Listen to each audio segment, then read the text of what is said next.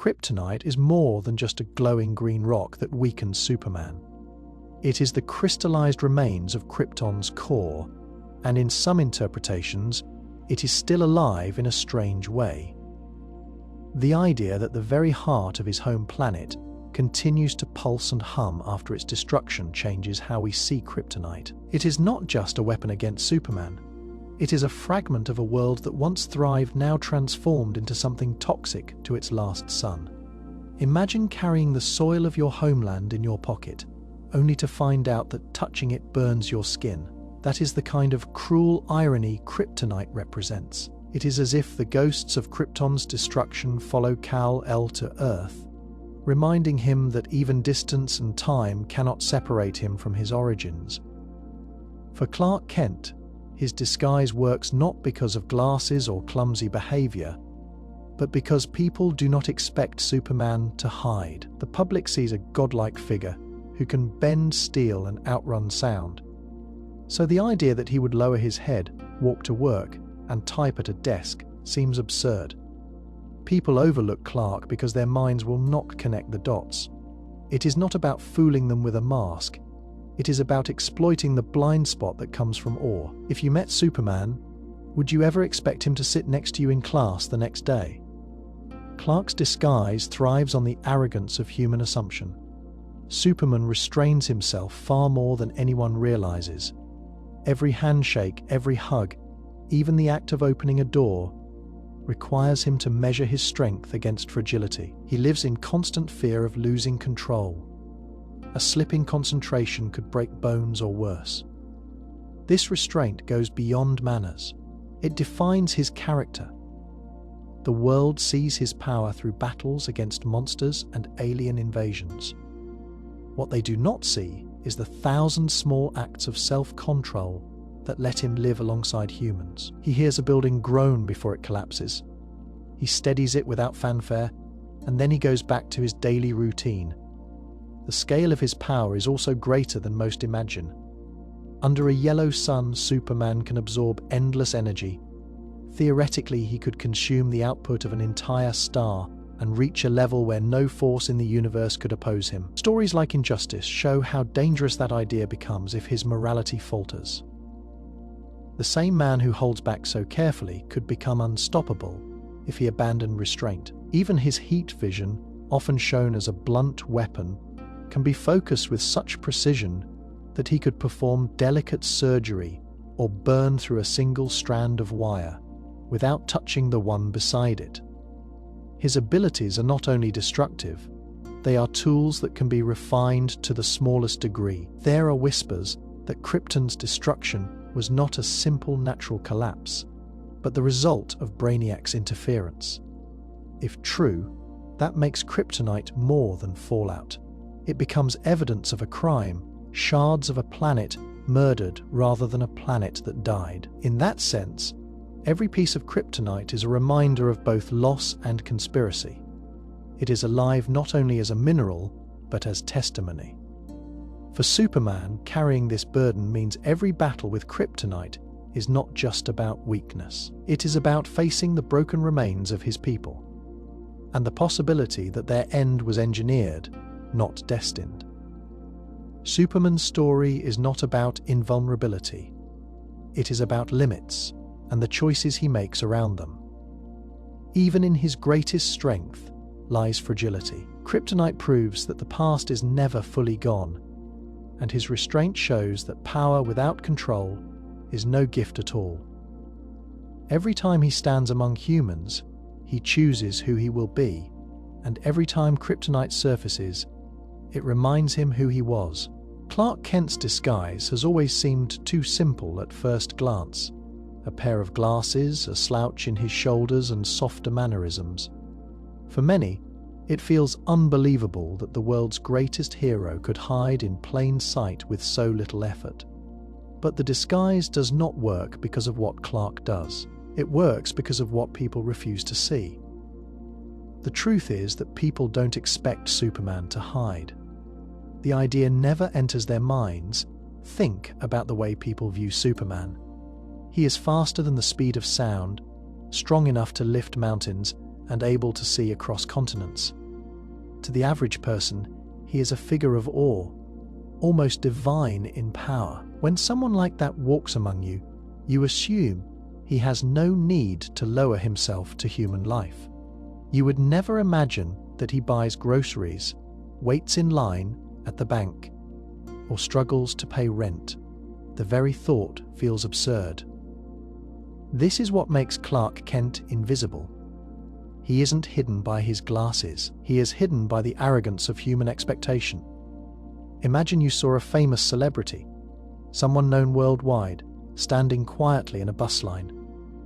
Your mind might skip past them. You would think, it can't be them. Why would they be here? Clark uses the same principle. He relies on people dismissing the obvious because it clashes with what they believe about Superman. Nobody looks at the man in the suit, slightly clumsy, carrying a briefcase, and thinks, that's the alien who saved the planet yesterday. The disguise is not a mask to fool people's eyes. It is a mirror held up to their assumptions. Superman also understands how to perform as Clark. He lowers his voice, stumbles when walking, avoids eye contact, and blends into the background. His movements as Clark contrast with the way he moves in the cape. Superman stands tall, with confidence that draws attention. Clark shrinks himself, choosing paths that let others pass first. These subtle differences complete the illusion. The world sees what it expects to see: a powerful hero in the sky and an ordinary man on the ground. The effectiveness of this disguise also says something about trust. People want to believe that Superman is always available, always visible, always beyond them. They want him to be a figure larger than life, untouchable, someone they can look up to but never stand beside. If they believed Superman lived next door, it would blur the line between myth and man. Clark gives them space to keep their vision of Superman intact. In protecting his identity, he also protects their belief in the symbol he represents. So when people ask how glasses can possibly work, the answer is simple. They work because no one is looking for Superman in the first place. The disguise is not about deception. It is about human perception. Clark Kent disappears into the crowd, not by hiding his face, but by living in the blind spot created by Superman's legend. Superman's strength is not defined by what he does, but by what he chooses not to do. Most people see him stop runaway trains, catch falling buildings, or fight monsters from other worlds, and they assume that is the measure of his power. What they don't see is the restraint. Superman holds back his powers far more than anyone realizes, and that control is what makes him who he is. Every action he takes is filtered through the awareness that he could destroy anything he touches. A handshake with a coworker, a pat on the back for a friend, even the simple act of opening a door requires constant calculation. He knows that one slip in focus could crush bones, tear steel, or rip hinges off the frame. Most people never notice because they assume those moments are effortless. In reality, each one is deliberate. Superman lives with a kind of pressure no one else can imagine, the constant need to measure every breath, every step, every movement against a fragile world. Consider how he interacts with Lois Lane. When he embraces her, he must remind himself of the difference in their strength. If he forgot, even for a second, the result would be devastating.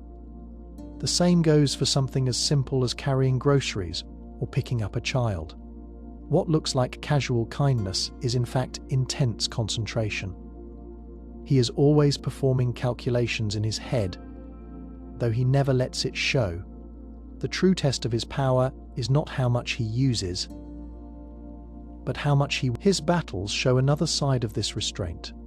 When Superman fights villains like Doomsday or Darkseid, he has to strike with enough force to stop them, but never so much that it endangers the city around him. He could end many fights in an instant if he unleashed everything he had, but the fallout would level blocks, collapse infrastructure, and kill civilians. Instead, he holds back, drawing the fight out, taking punishment in order to protect the world around him. The public often wonders why Superman struggles against enemies when he is supposed to be nearly limitless. The answer is that he is fighting two battles at once: the enemy in front of him and the danger of his own unleashed strength. Even his speed is restrained. He can move faster than the human eye can follow, but he chooses not to, because doing so would turn any movement into a blur of destruction. If he sprinted across Metropolis at full speed, the shockwave alone would shatter glass and knock people to the ground. Instead, he dials it back, running and flying at speeds that are impressive but controlled. The same goes for his heat vision, which can be fine-tuned to weld metal without burning the surface nearby. The control is precise. Like threading a needle with fire, Superman's restraint defines him. Without it, he would not be a hero living among humans. He would be a force of nature that others feared. The world marvels at what he does, but the greatest story is what he prevents himself from doing every single day. Superman's power comes from the radiation of a yellow sun. His body is like a living solar battery, absorbing and storing energy in ways that no human body could endure. Under normal conditions, this makes him strong enough to lift cities, fast enough to cross the world in seconds, and durable enough to survive direct hits from nuclear weapons. But this is only a fraction of what is possible. If Superman chose to absorb the full energy of a sun, he could become unstoppable in a way few can imagine. The scale of this potential is almost impossible to measure. A star produces more energy in a single second than humanity has generated in its entire history. If Superman absorbed that output, even for a short time, he would move beyond the limits that normally restrain him. His punches could split planets.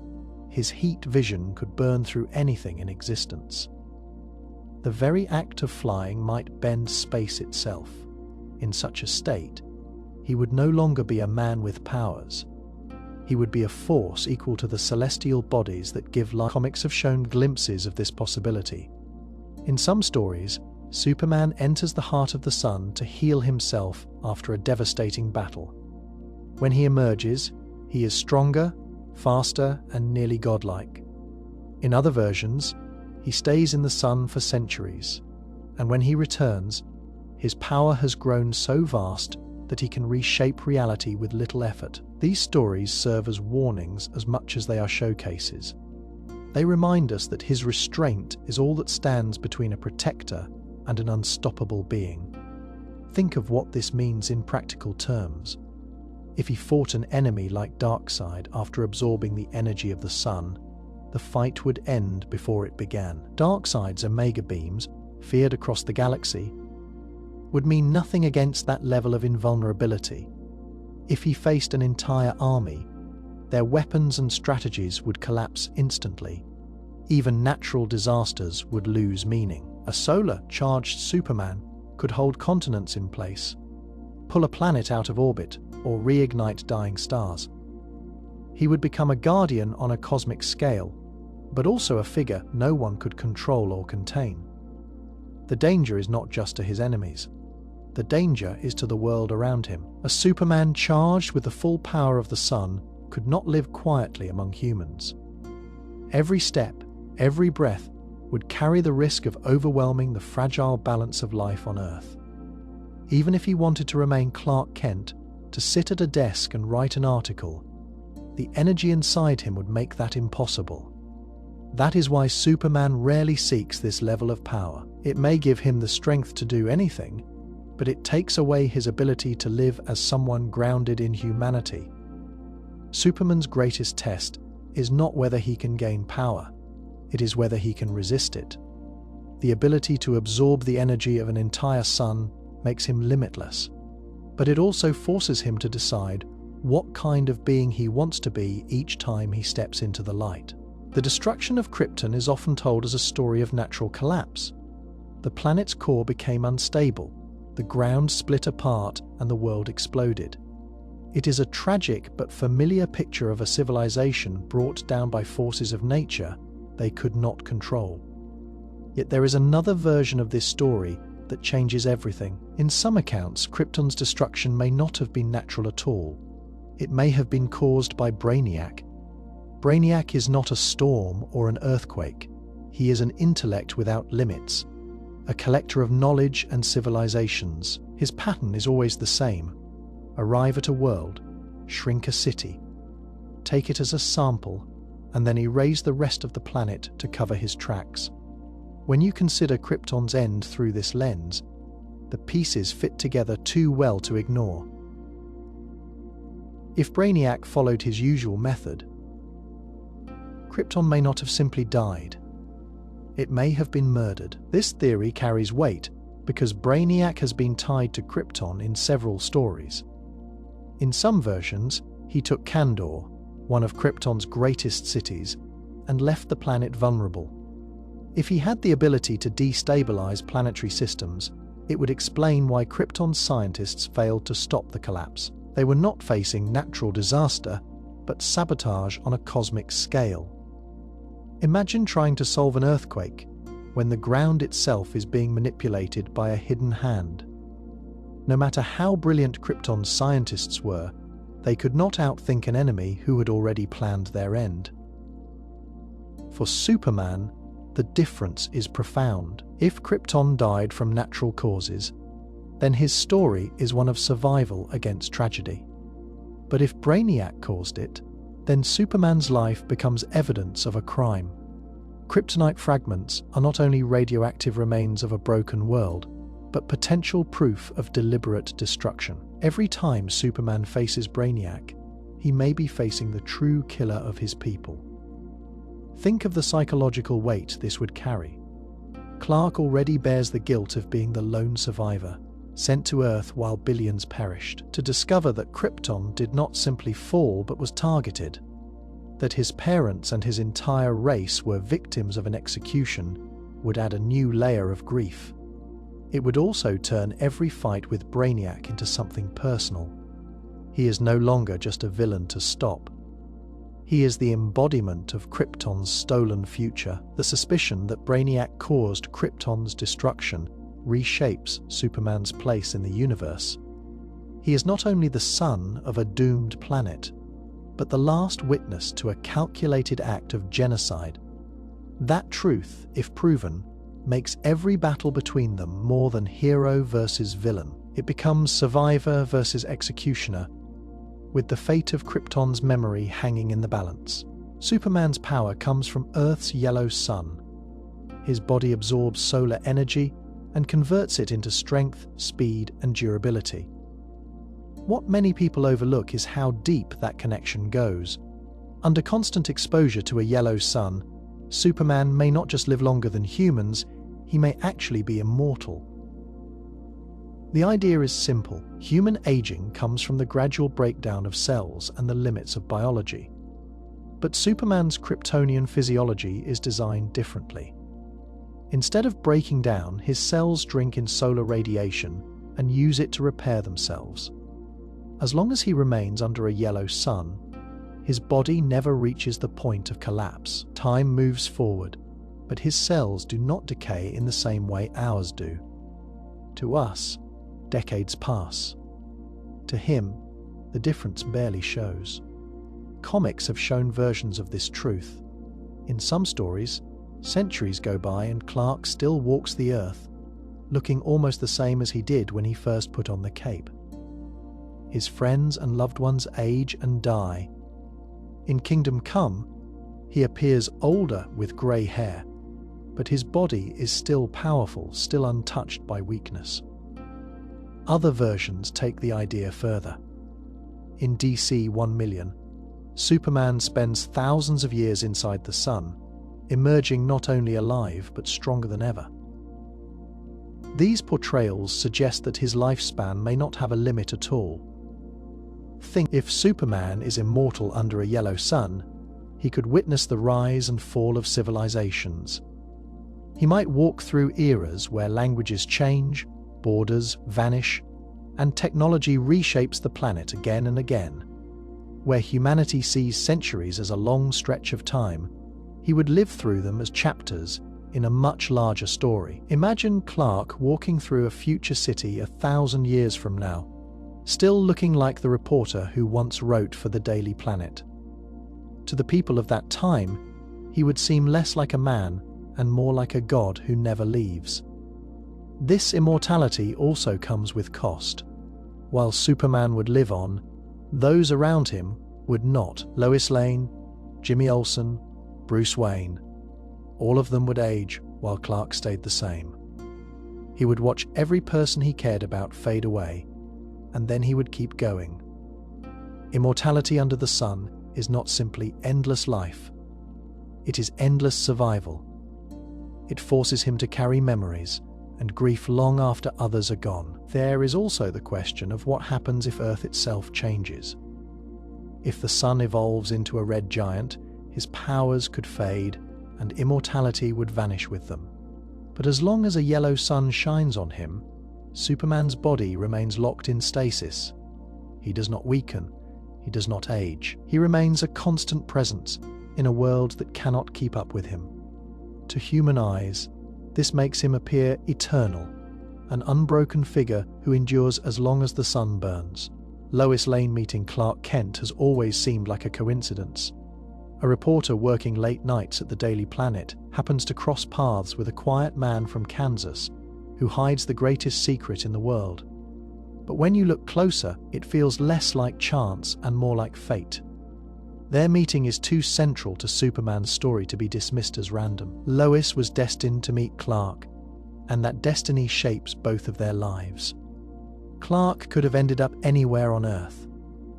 The rocket that carried him from Krypton might have landed in the ocean, in a desert, or in the middle of a crowded city. Yet it found a farm in Kansas, where Jonathan and Martha Kent raised him with the values that became his moral core. Later, he chose Metropolis, a city built on ambition and corruption, the perfect place for both Clark Kent the reporter and Superman the hero.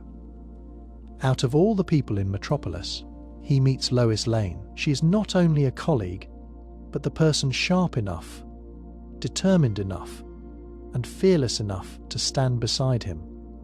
That pattern looks less like chance and more like a path being drawn.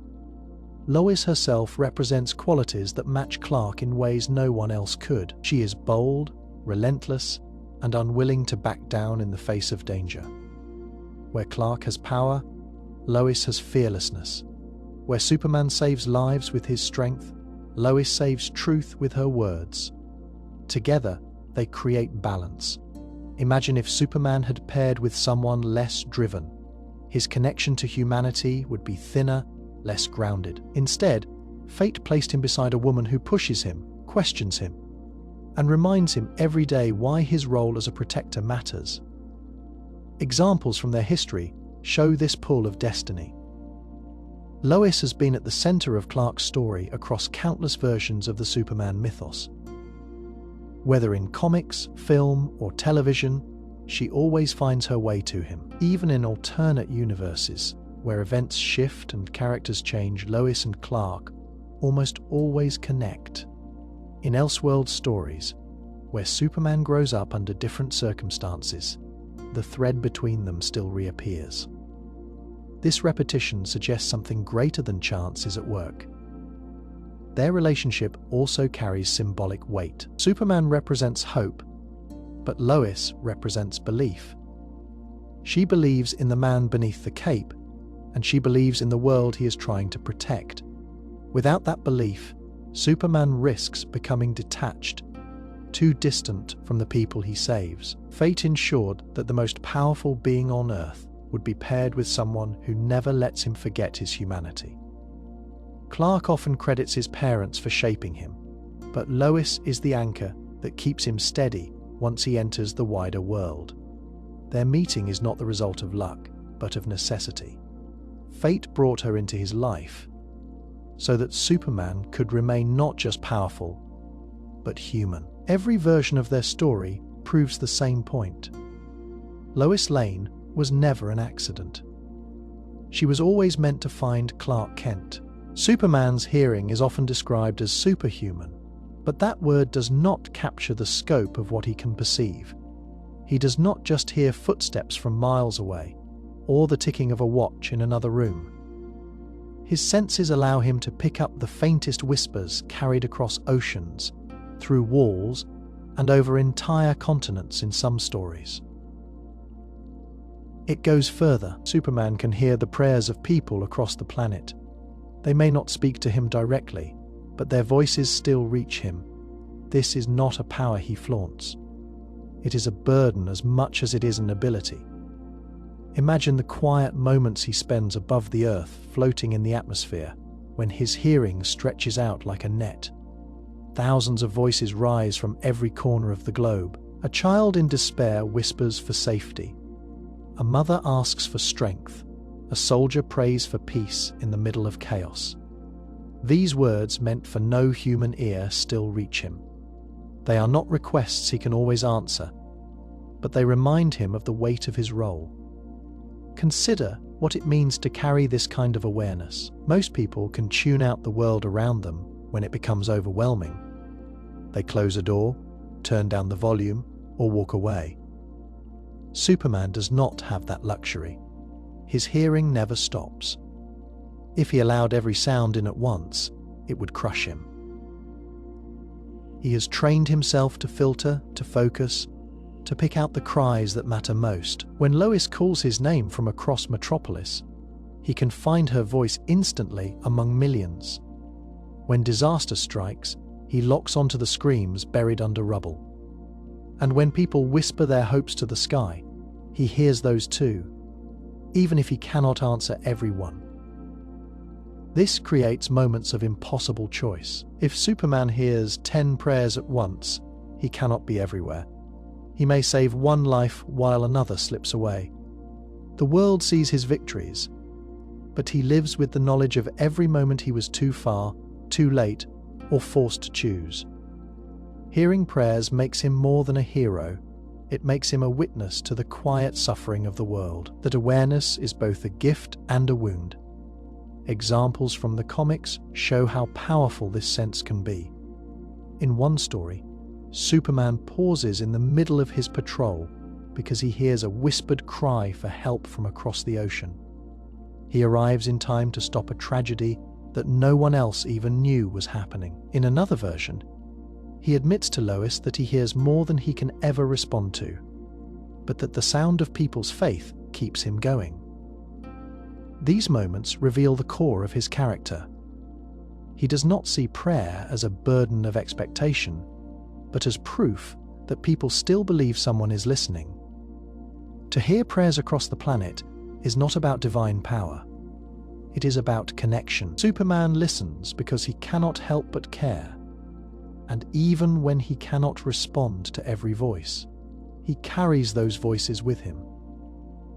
In that way, the prayers he hears shape the man as much as the sun fuels his strength. Superman's greatest challenge is not facing enemies like Darkseid or Doomsday. His greatest challenge is himself. He lives in constant fear of losing control of his strength. Every moment of his life requires restraint, and every choice is shaped by the knowledge that one mistake could cause harm he can never undo. From the outside, Superman looks calm and confident. He smiles when saving people, speaks gently when calming a crowd, and fights with precision when the world is under threat. What most people do not see is the pressure behind those actions. His strength is not like carrying an extra weight in the gym. It is the kind of force that could shatter bones with a handshake or flatten a car with a tap on the hood. For Superman, shaking someone's hand is not casual. It is a calculation. He must remind himself every second to hold back. Think about his life with Lois Lane. When he hugs her, he must measure the exact amount of pressure. Too much, and he risks hurting the person he loves most. When he touches her hand, he knows his strength could crush hers without. Something as intimate as holding someone close becomes an act of careful control. The same applies when he rescues civilians. If he grabs someone falling from a building, He must catch them without breaking their ribs. He has to slow his flight to avoid giving them whiplash. What seems like instinct is really constant mental effort. His fear becomes heavier. Superman could end many battles in a second by unleashing his full force. But if he did, the destruction would spread for miles. A single uncontrolled punch could kill his opponent and destroy the building behind them. If he misjudged his speed, he could create shockwaves that flatten a city block. This is why so many of his fights seem longer than they should. He is not struggling because he lacks strength. He is struggling because he is holding back to protect everyone around him. This fear never leaves him. Imagine living with the thought that raising your voice could shatter glass, or that a slip in concentration could kill a friend. For Clark, this is daily reality. Even when he works at the Daily Planet, typing at his desk, he must control his movements. One careless strike on a keyboard would crush it. One irritated slam of a door would rip it from its hinges. His disguise as Clark Kent depends as much on restraint as it does on glasses or posture. Superman's strength is his gift, but it is also his greatest danger. He knows that if he ever loses control, whether in anger, grief, or exhaustion, the result would not just be damage. It could mean lives lost on a scale too great to bear. That fear defines him as much as his powers. He does not fear enemies or weapons. He fears the possibility of becoming the very force of destruction he swore to stop. Clark Kent has always carried the weight of two worlds. He is the last son of Krypton, but he was raised as a boy from Kansas. Jonathan and Martha Kent gave him more than a home. They gave him the values that shaped Superman. Even after their deaths, Clark has never stopped leaning on them. When he is alone, he sometimes talks to their spirits. It is not about seeing ghosts in the traditional sense. It is about reaching for their voices in the silence, replaying their lessons, and grounding himself in the parents who made him who he is. For Clark, these conversations are both comfort and necessity. The life he leads is unlike anyone else's. No one on Earth can truly understand what it means to hear every cry for help, to weigh every action against the possibility of global consequences, and to fight threats that span galaxies.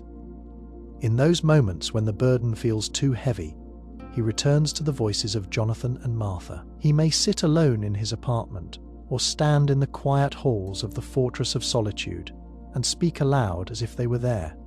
He asks questions, shares his doubts, and tries to hear the answers he already knows they would give.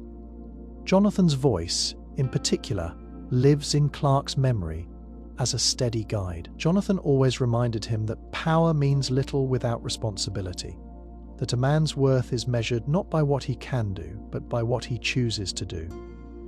When Clark feels anger or frustration rising, he speaks to Jonathan's spirit to steady himself. In his mind, Jonathan is still leaning on a fence post, calm and certain, reminding him to be the man he was raised to be. Martha's presence is gentler, but no less vital. She is the source of Clark's compassion, the one who taught him to see every life as valuable. No matter how small, when Clark feels distant from humanity, he talks to Martha. He hears her telling him to be patient, to listen, to never forget that even though he is Superman, he is still her son. These imagined conversations pull him back from the isolation that comes with his powers. Lone example of this comes after battles that push him close to his limits. When Superman defeats enemies like Doomsday or Darkseid, the world cheers. But Clark often withdraws afterward, shaken by the destruction he could not prevent. Alone, he speaks to his parents as if they are still in Smallville, reassuring him that he did what he could. The act is less about answers and more about keeping their presence alive. Clark's secret talks with Jonathan and Martha reveal how deeply he needs them, even in death. They remain his moral compass, the voices he trusts when the noise of the world threatens to drown him.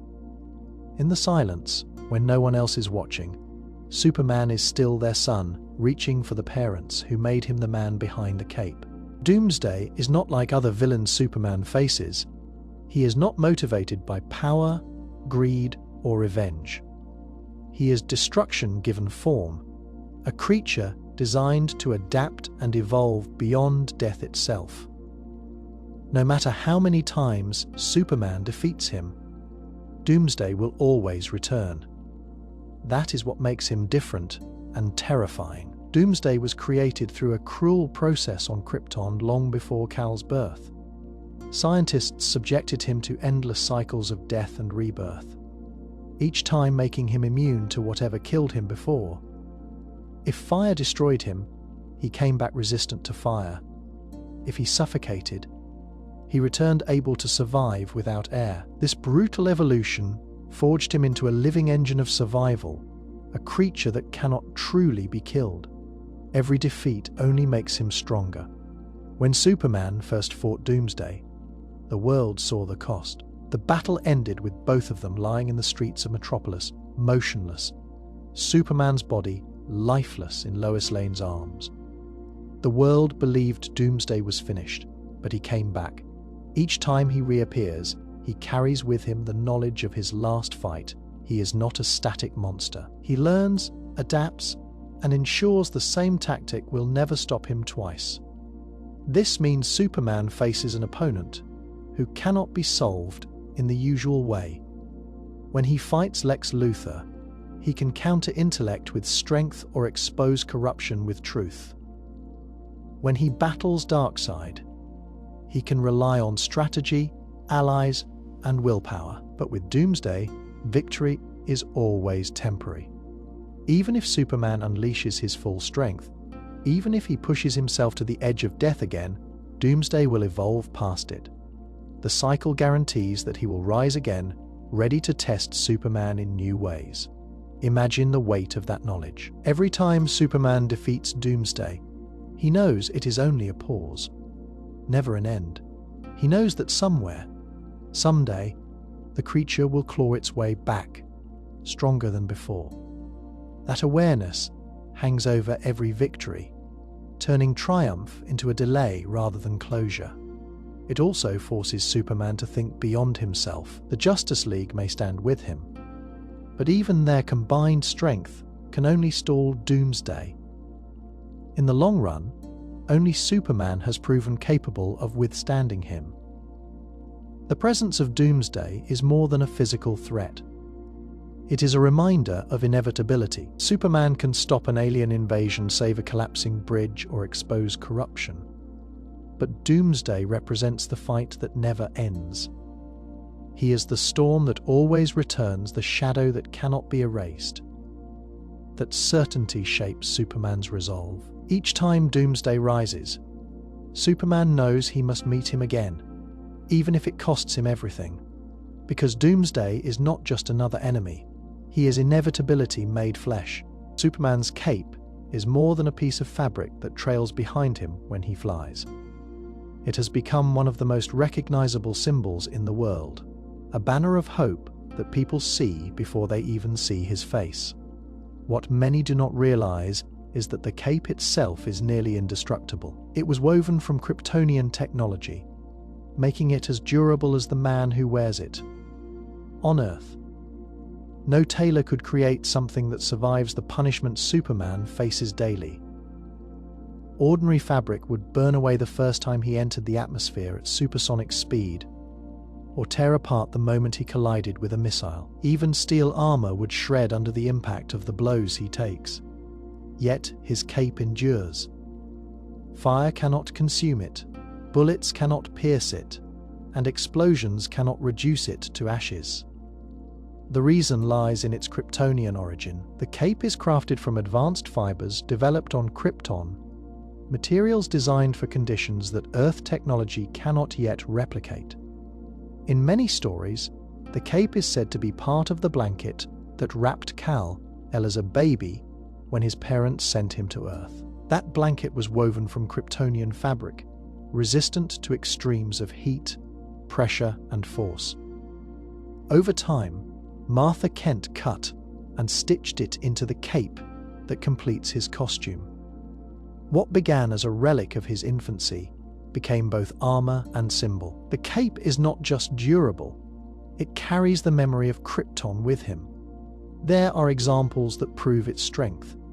In battles where Superman is struck with nuclear blasts, his body shows strain, but the cape remains intact, untouched by radiation or fire. When he collides with alien weapons, the cape may whip and tear at the edges, but it never disintegrates. Even Doomsday, a creature capable of killing Superman, has failed to completely destroy it. The cape stands as a constant, a silent reminder that some fragments of Krypton survive no matter what force is unleashed. The indestructibility of the cape also serves a practical purpose. While Superman himself can withstand anything, those around him cannot. He has used the cape to shield civilians from falling debris, wrap it around people trapped in fire, or cover a wounded ally until they are safe.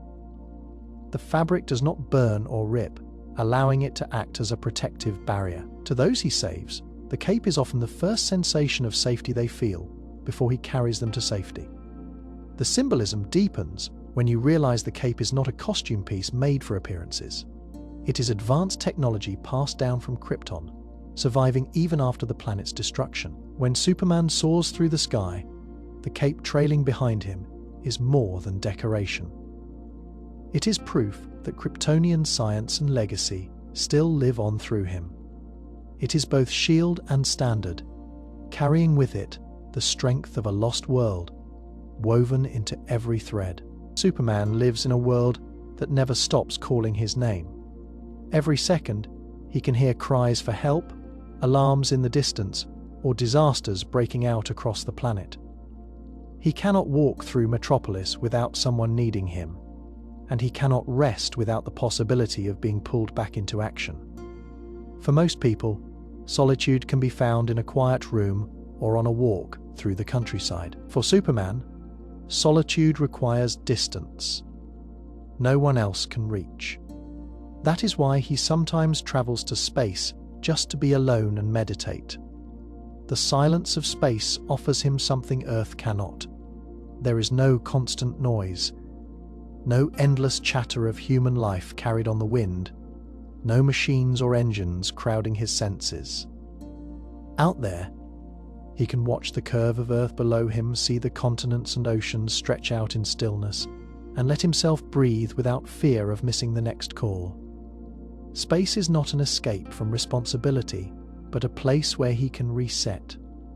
Imagine him drifting above the planet, arms folded, eyes closed, suspended in the void. From that vantage point, the world's problems look smaller.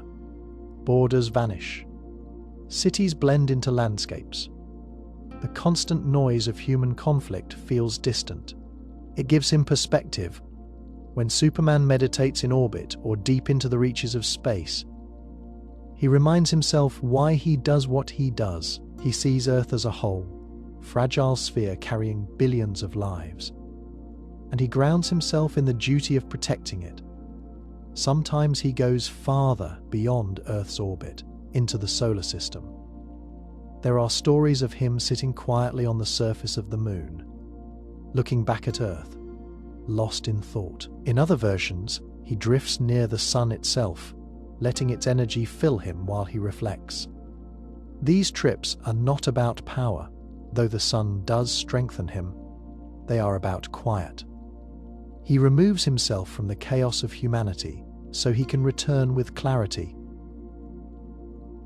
The act of meditation in space also connects him to both sides of his heritage. As Kal-El, he is the child of Krypton, born of a race that studied the stars.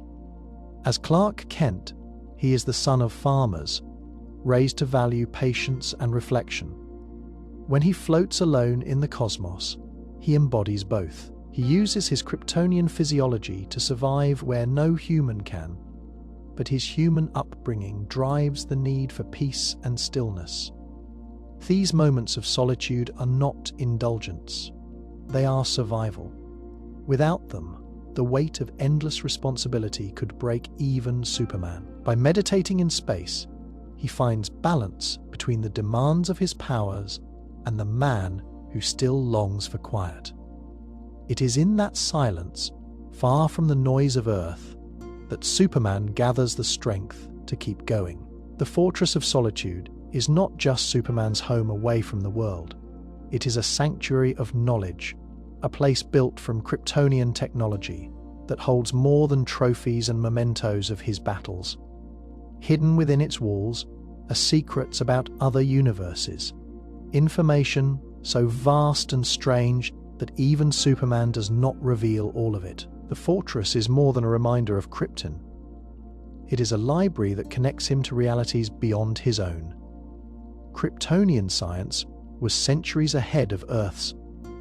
The same technology that allowed Jor-El to send his son across space also carried knowledge of the multiverse. Records of alternate worlds, data on dimensions parallel to ours, and gateways to those places can all be found inside the fortress. For Superman, these are not theories, they are facts. He knows there are other versions of himself, other Earths with different outcomes, some brighter and some darker. The fortress ensures he never forgets that his reality is one of many. Examples from the comics show how far this knowledge goes. In some stories, Superman uses the fortress to access viewing portals that allow him to see into other dimensions. He witnesses worlds where Krypton never exploded, or versions of Earth where he never landed in Kansas. In others, he studies records of universes where heroes like Batman or Wonder Woman took very different paths. These glimpses remind him of the fragile balance that defines his own world. If he had been raised differently, if one event had shifted, his reality could look entirely different. The fortress also contains technology that can bridge those gaps. There are accounts of Superman stepping through dimensional doorways inside its chambers to reach parallel Earths. At times, the Justice League has relied on the fortress as a gateway when threats emerged from the multiverse. These passages are not used lightly because they open doors to realms that can be as dangerous as they are fascinating.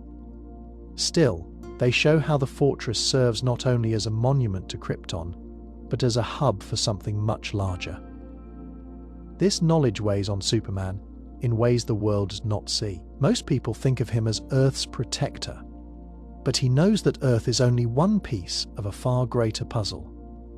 When he walks through the halls of the fortress, surrounded by crystals glowing with data, he is reminded that his struggles are echoed across countless universes. Somewhere, another Superman may have failed. Somewhere else, another may have fallen to darkness. The secrets stored in the fortress are not just information, they are warnings. To meditate in the fortress is to confront the vastness of possibility. Superman can look into the unknown and see versions of himself who made different choices and universes shaped by those differences. The world knows the fortress as his retreat, but within it lies proof that reality itself is not singular. It is a network of worlds, each connected, each fragile, and all recorded within the silent walls of Superman's solitude. Kryptonians were not born as gods, on their own world under the Red Sun Rao. They were advanced but not superhuman. They had technology, science, and culture that surpassed Earth's by centuries, but their bodies were not remarkable compared to humans.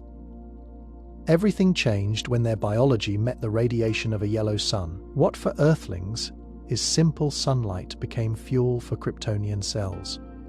It did not just give them energy, it transformed them into beings that could only be described as near gods. Kryptonian physiology is built with a density and structure far beyond that of human biology. Their muscles, bones, and organs are already stronger than ours, designed to withstand heavier gravity and harsher conditions on Krypton. When exposed to the energy of a yellow sun, these natural advantages become amplified to staggering degrees. A Kryptonian who could only leap modest distances on Krypton finds himself able to fly on Earth. Someone who might have been a strong worker on Krypton becomes able to lift mountains and hold buildings together with his bare hands. Superman is the clearest example of this transformation. As Kal-El, he grew up under a yellow sun, so his body absorbs solar energy from the beginning. Over time, his cells stored and released that power in ways that granted him abilities no human could match. Flight, heat, vision, invulnerability, super speed. All of these come not from magic, but from biology interacting with a different star. The same would be true of any Kryptonian exposed to Earth's sun.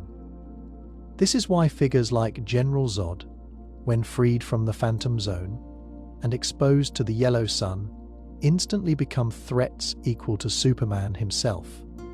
Imagine if Krypton had orbited a yellow sun instead of a red one. Their entire civilization would have developed as a race of near gods. Every citizen would have possessed powers that on Earth we see as myth. Wars, science, and exploration would have been carried out by beings who could move planets or reshape landscapes with ease. The potential was limitless, but fate placed Krypton under a red sun where their strength was hidden. Only when fragments of their people encountered yellow sun worlds did their true potential emerge.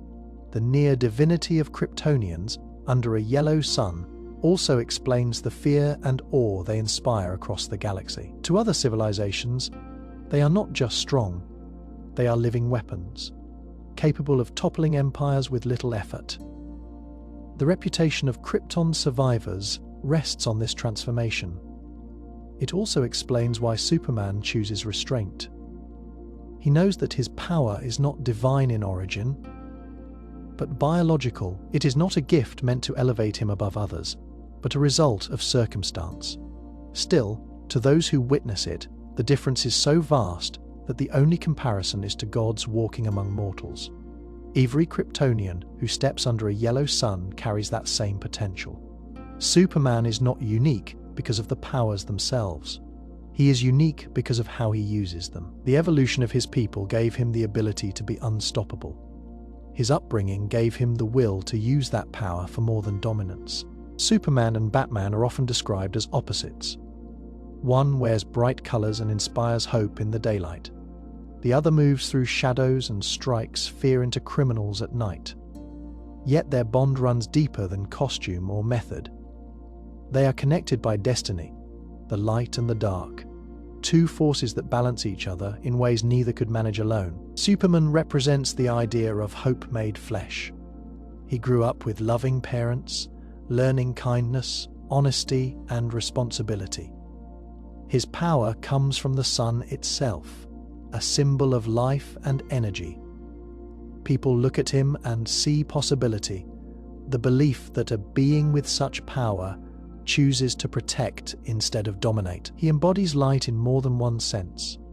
He operates in the open, showing his face, building trust, and reminding humanity that goodness can be powerful. Batman represents the other side. He was shaped by tragedy, by watching his parents die in front of him. That loss defined him, and instead of stepping into the light, he embraced the dark. His power comes not from alien biology, but from relentless discipline, intellect, and the fear he inspires. Where Superman uplifts, Batman intimidates. Where Superman shines as a symbol of hope, Batman thrives as a symbol of fear. Both methods serve justice, but they reflect different truths about the world. Their connection shows in how they interact. Superman often grounds Batman, reminding him that humanity is not just corruption and crime. He sees the best in people and pushes Bruce Wayne to remember that his mission is about saving lives, not simply punishing criminals. Batman, in turn, tempers Superman.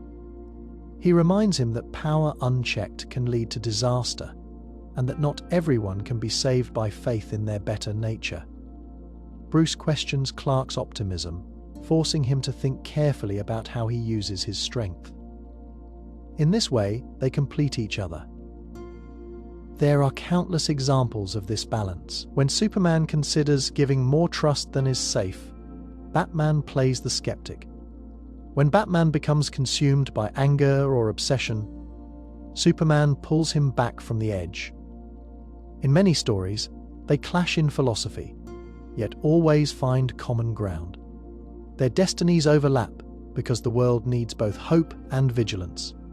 One without the other would be incomplete. Even villains recognize this duality. Lex Luthor sees Superman as dangerous because of his power. The Joker mocks Batman for clinging to rules in the face of chaos. Yet together, Clark and Bruce prove that strength and caution, light and shadow, can coexist. Their bond is not built on similarity, but on contrast. It is the balance of opposites that makes them allies. Destiny ties them as symbols. Two men defined by different paths, yet forever linked as the light and the dark. Kal-El is often seen as the best of us, a man who uses his impossible power to serve rather than rule. But his goodness is not guaranteed by nature. It is shaped by upbringing, choice, and the influence of the people around him. In the wrong hands, Superman could become something else entirely. The Injustice storyline shows what happens when tragedy twists his ideals and pushes him toward tyranny. In that story, the Joker tricks Superman into killing Lois Lane and their unborn child. The shock of that loss breaks something inside him. Instead of being the protector who holds back, Superman decides to take control of the world by force. He kills the Joker without hesitation. And from that moment, he chooses to impose order instead of inspiring it. He declares an end to crime through absolute power. Nations bow to him. Those who resist are crushed. The same man who once embodied hope becomes the very thing he swore he would never be. A ruler who believes fear is the only path to peace. This version of Superman is frightening because he does not lose his strength. He loses his restraint. All the power that once defended humanity is turned into a weapon to control it. Imagine a being who can hear every word spoken across the globe, who can cross oceans in seconds, who can crush armies without breaking a sweat, deciding that freedom is too dangerous. There is no court or prison that can hold him. Once he crosses that line, no one on Earth can stop him. The only force that can resist him is his peers, and even they struggle. In Injustice, Batman leads the resistance, but his human limits are clear. Every move against Superman risks collapse because Superman is not just one man. He becomes a symbol of obedience, drawing allies who share his vision of control. Wonder Woman joins him, convinced that his way prevents chaos. Heroes divide, and the Justice League fractures. The very protector who once unified the world becomes the reason it falls into conflict. This story matters because it shows how thin the line really is. Kal-El is not immune to grief, anger, or despair. His upbringing by the Kents gave him kindness and humility. But if his path had been altered, if someone like Lex Luthor or Darkseid had shaped his moral code, he could have been a conqueror from the start. The difference between Superman the hero and Superman the tyrant is not his powers, but his choices. The idea of an evil Superman forces us to recognize how fragile hope can be. In the wrong hands, the man who saves the world could just as easily enslave it. Injustice is not just a cautionary tale, it is a reminder that Superman's humanity, not his strength, is the real reason he remains a protector instead of a destroyer. The S symbol on Superman's chest is one of the most recognized images in the world. To most people, it looks like the letter S standing for Superman. But to Kal-El, it carries a deeper meaning. On Krypton, it was not a letter at all. It was the crest of the House of El, his family's symbol, passed down through generations. It represented ideals that guided his people long before he came to Earth. In its truest form, it means hope. But hidden within that meaning is something older and stranger, a prophecy written in Kryptonian history. On Krypton, symbols carried weight beyond family names. They were tied to philosophies, traditions, and sometimes warnings. The crest of El was no exception. It stood for hope, but also for endurance against destruction. Legends in Kryptonian culture spoke of a savior who would rise when the planet fell. Someone who would carry their legacy into the stars. Some records describe this figure as a beacon who would preserve Krypton's values even after its death. To the people who studied these myths, the symbol of the House of El was more than heritage. It was a mark of destiny. Superman himself did not always know this history. Growing up in Kansas, he believed the emblem to be nothing more than a costume decoration or a family crest. It was only when he explored the Fortress of Solitude and uncovered Kryptonian records that he learned the symbol carried a second meaning. To his people, it was tied to prophecy. The idea that one of El's descendants would escape disaster and bring light to another world. In wearing it, Clark does more than honor his family. He fulfills an expectation written centuries before his birth. This dual meaning changes how we view Superman's role. When he pulls people from burning buildings or stops asteroids from striking Earth, he is not only showing hope to humanity, he is enacting a destiny that Krypton had already predicted. The S is not just reassurance for those he saves. It is a sign that he is living proof of his people's survival. Every time the symbol appears in the sky, it echoes Krypton's prophecy that their legacy would not be lost. Think about how people respond to that emblem. In Metropolis, a glimpse of it restores courage. For civilians, it means help is coming.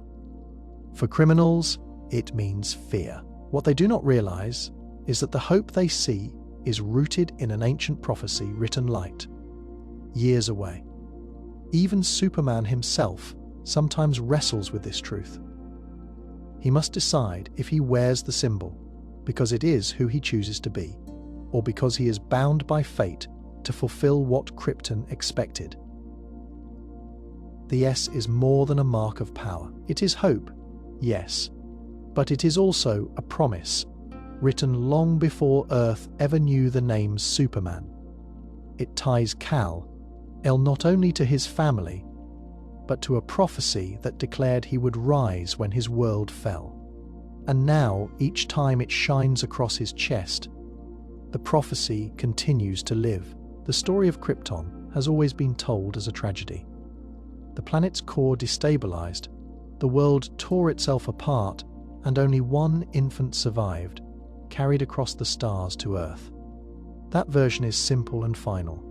Yet not every account agrees that Krypton was truly erased. Some theories and stories suggest that Krypton might still exist in another dimension, preserved or shifted beyond the reach of destruction. If true, this would change how Superman views both his past and his future.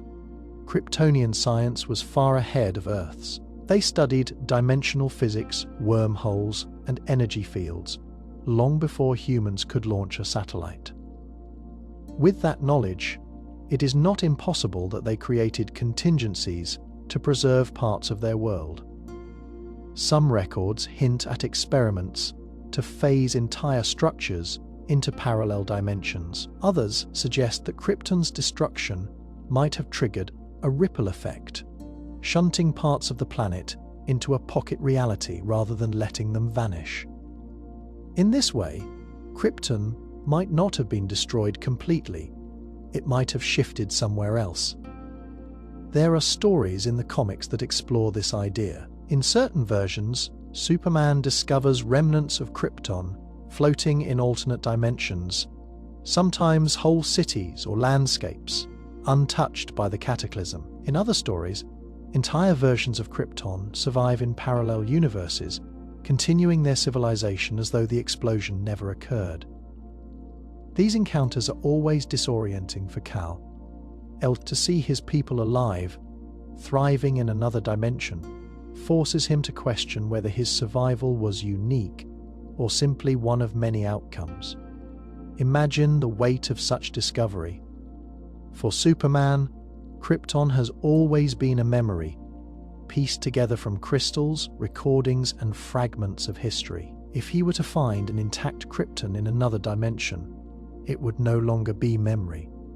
It would be reality. He could walk through the streets his parents once described, hear his native language spoken openly, and see a society that should have been lost forever.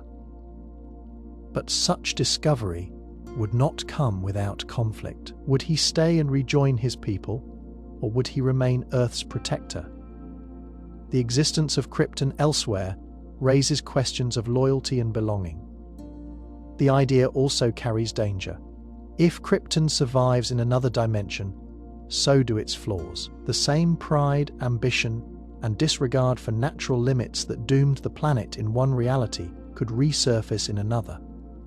A surviving Krypton might see Superman not as a son returning home, but as a resource to be claimed, a living example of what exposure to a yellow sun can create. The reunion could as easily turn hostile as it could bring comfort. To believe Krypton might still exist in another dimension is to accept that destruction is not always final. For Superman, that possibility is both hope and burden. It means his people may not be gone, but it also means his identity as the last son of Krypton might not be as simple as he once believed. Superman's heat vision is often shown as one of his most destructive powers. Beams of concentrated solar energy fire from his eyes, cutting through steel, melting weapons, or blasting enemies across battlefields. To most observers, it looks like raw force unleashed without precision. But the truth is far more controlled. Superman can adjust the intensity of his heat vision down to a pinpoint, making it as delicate as a surgeon's scalpel or as devastating as a nuclear blast. The control comes from his ability to regulate not only the strength of the beam, but its focus. He can widen it to cover a broad area, or he can narrow it to a point so fine that he can burn through a single strand of wire without touching the one beside it. There are examples of him using this level of precision in the comics. In one instance, he uses his heat vision to perform emergency surgery, cauterizing a wound without harming surrounding tissue. In another, he welds tiny circuits together while repairing advanced technology, demonstrating that his power is not only destructive, but constructive. This level of restraint requires the same discipline that governs all of Superman's actions. Just as he measures his strength when shaking hands or holding Lois close, he also measures every fraction of energy he releases from his eyes.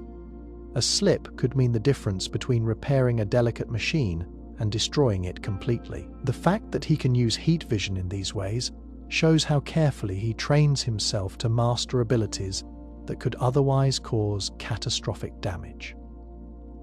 The contrast between the destructive and precise applications is striking. In battle, Superman can unleash his full power, cutting through alien warships or blasting creatures like Doomsday with beams hot enough to rival the sun.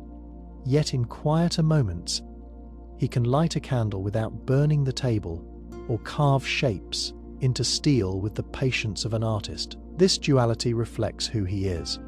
His powers are not defined by their destructive capacity, but by the choices he makes in how to use them. Consider what this means in everyday scenarios. If Superman sees a collapsing building, he can use his heat vision to melt supports back into place without igniting the structure. If a scientist asks for help repairing fragile instruments, he can apply the smallest amount of heat to fuse components no human tool could reach. For ordinary people, the idea of fire from one's eyes suggests chaos. For Superman, it is as controlled as breathing. This precision makes his heat vision more than a weapon. It becomes a tool of creation, repair, and even healing. The fact that he can scale it from pinpoint accuracy to devastating force speaks not only to his physiology but to his discipline. It shows that behind the image of fiery beams lies a mind that treats even the most dangerous power with care and responsibility. Superman's strength is unmatched. He can move faster than most can track, withstand weapons that would level cities, and face enemies who would crush entire armies. Yet within the Justice League, his physical power is not what the team depends on most. What they rely on is his morality. His ability to make the right choice, even when it is the hardest one, keeps the League grounded and prevents it from becoming something the world would fear. The Justice League is made up of extraordinary individuals. Batman's intellect and preparation give him an edge against any opponent. Wonder Woman brings a warrior's skill and unshakable discipline. Flash, Green Lantern, Aquaman, and others each carry abilities that could alter the course of battles on their own. But with such power collected in one place, the League faces constant temptation to impose order by force. Superman's moral compass prevents them from crossing that line. There are countless examples of this balance. In moments when Batman pushes for harsher measures against criminals, it is often Superman who reminds him of mercy. When Wonder Woman favors decisive action in war, Clark insists on seeking another way. His presence changes the tone of debates, not because his voice is louder, but because the others know he would never ask them to do something he would not hold himself to. Even when they disagree with him, his principles set the standard. Consider what would happen if Superman lost that restraint. The League might follow his example into darker territory. If he used his power to dominate instead of defend, it would legitimize the same behavior in others.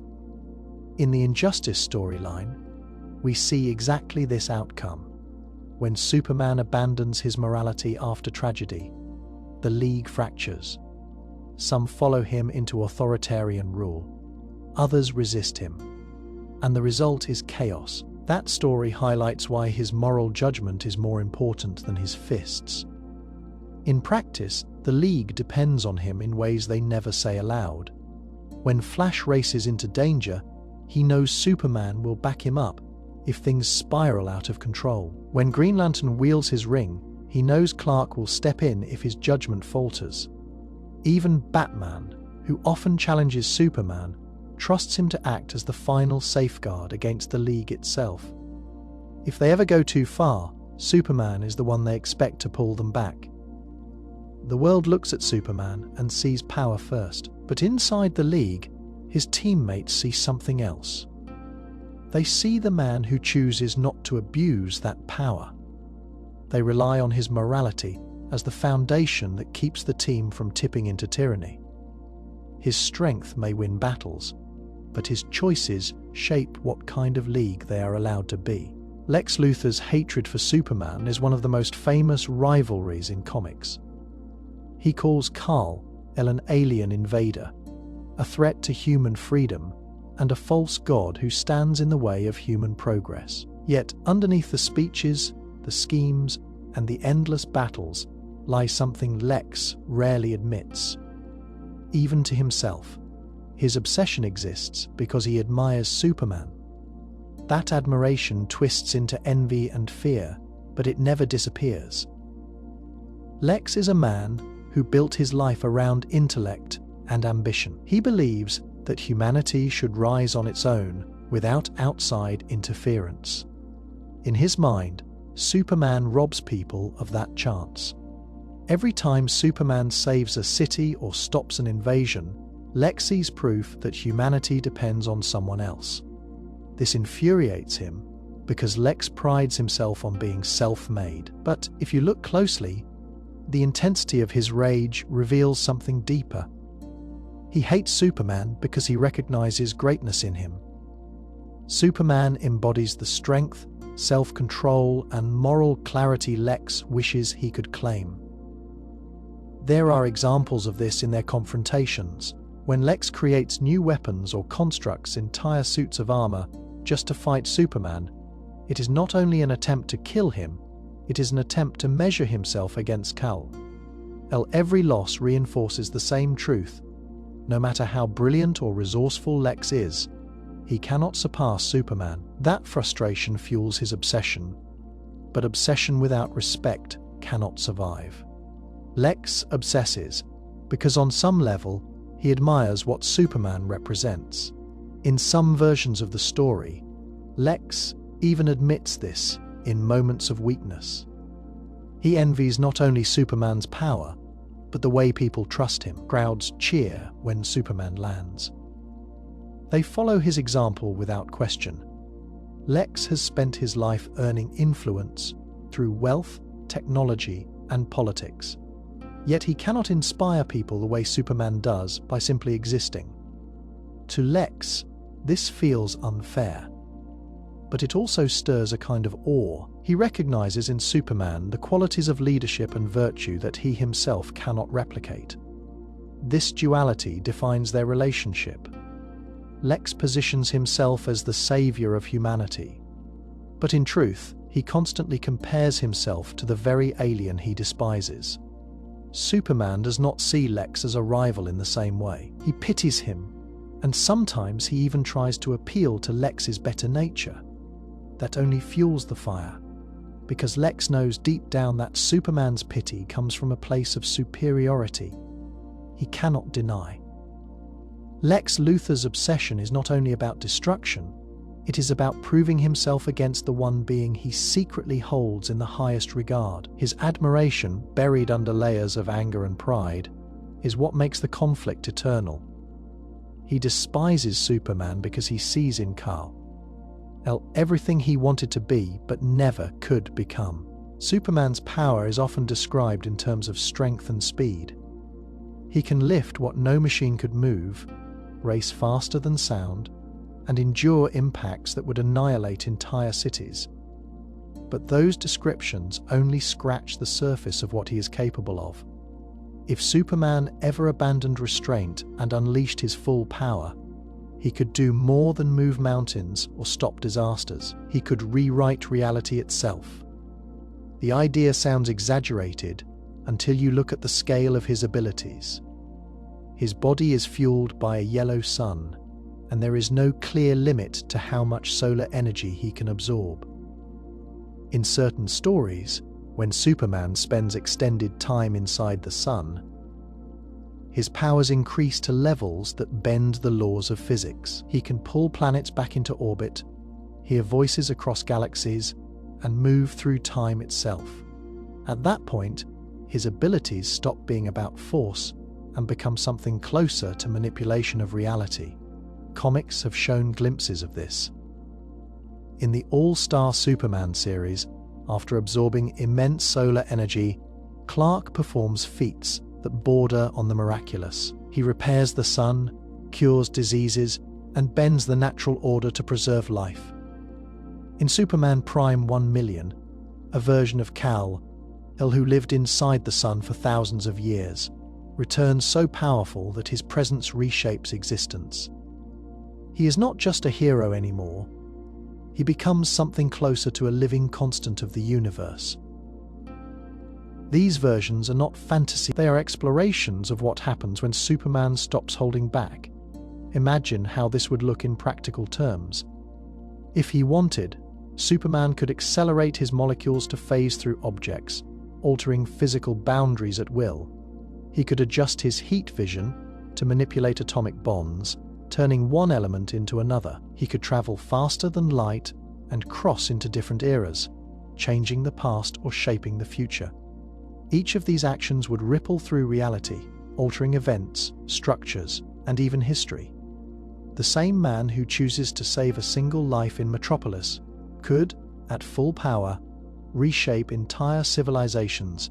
The danger lies in the temptation of such ability. Superman has the moral compass to restrain himself, but if he abandoned that restraint, he could erase mistakes, eliminate threats before they appear, or create a world designed entirely by his will. That is the kind of power usually reserved for gods, not men. If unleashed, it would make him untouchable and unchallengeable. No government, no army, no hero could oppose him. Superman's full power represents a paradox.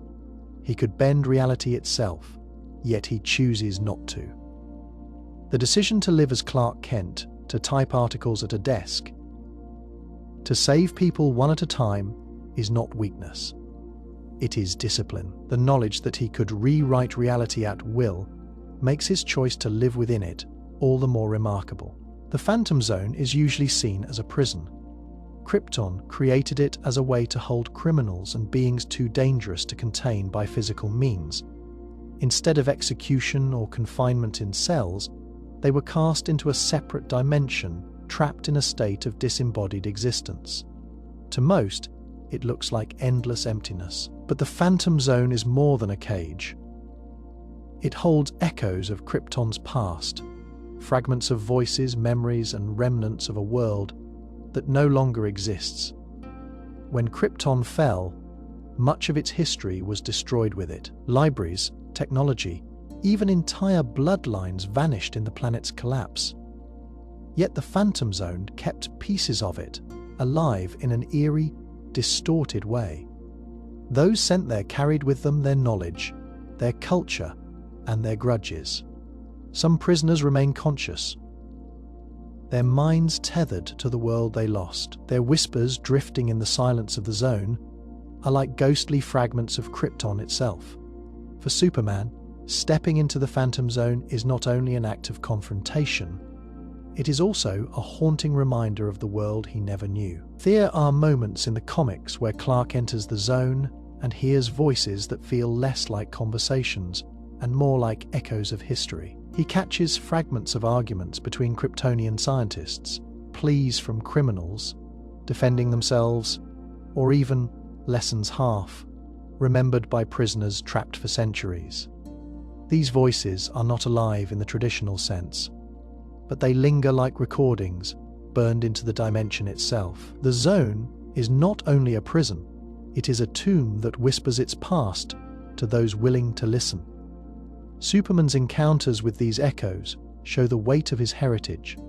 Imagine being the last son of Krypton and stepping into a place where you can hear the anger, regret, and sorrow of your ancestors. Some of the criminals curse the House of El, blaming Jor-El and his family for their imprisonment. Others beg for release, claiming innocence long since forgotten. In those voices, Clark hears more than threats.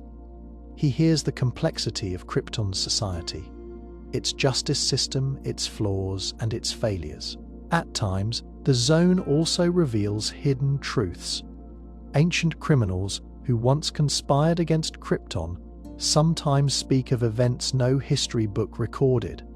Their confessions, whether bitter or proud, become clues about Krypton's politics, science, and decline. In that way, the zone becomes a warped archive of Krypton's past.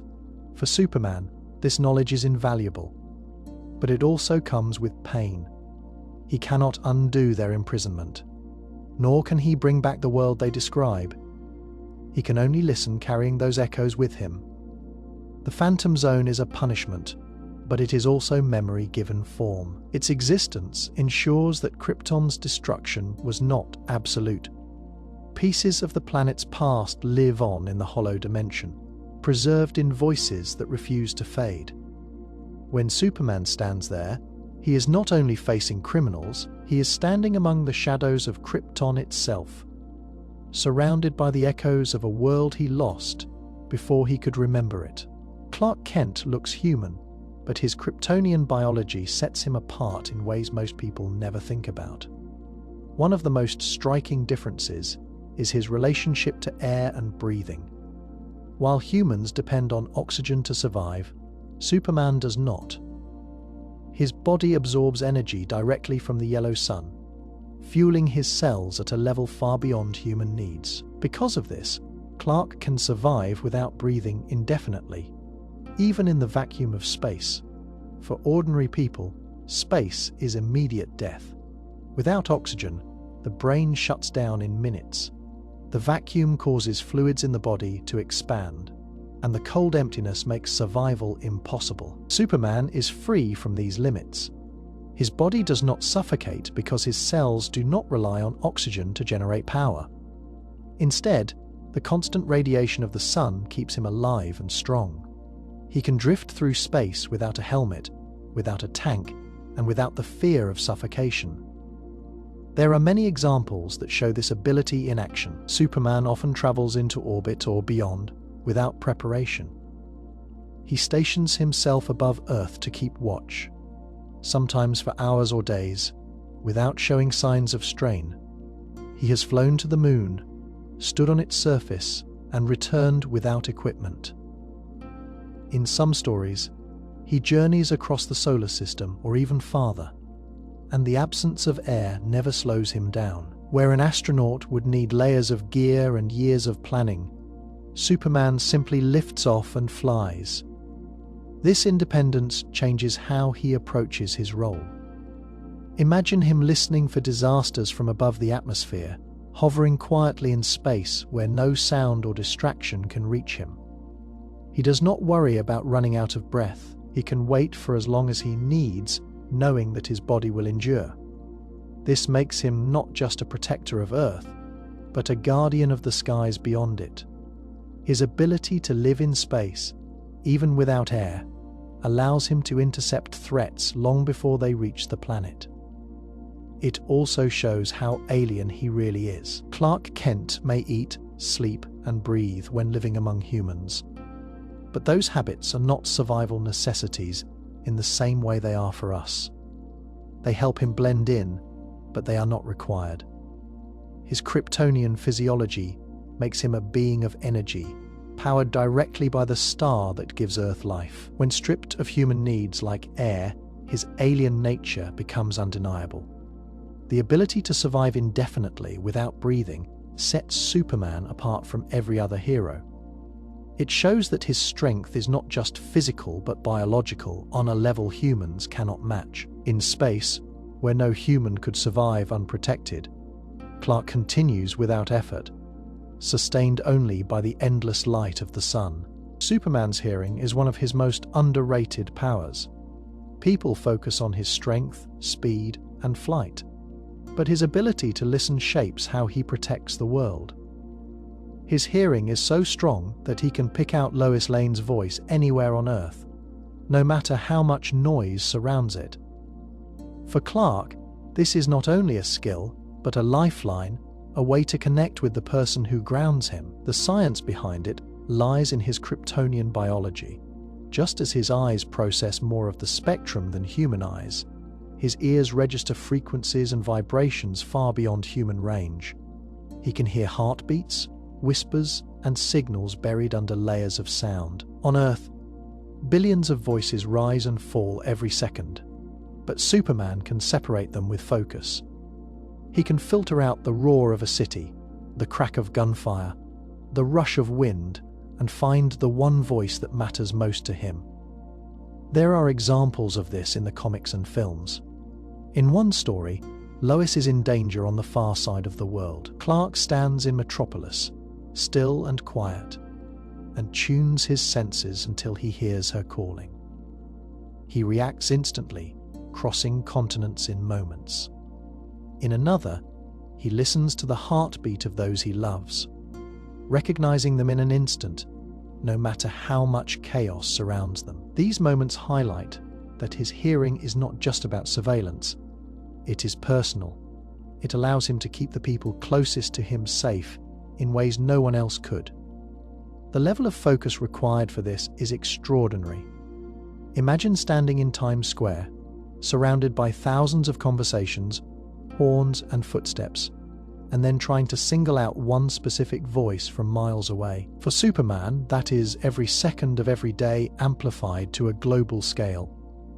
The fact that he can tune into Lois's voice speaks to the discipline he has developed, but it also reflects his emotional bond with her.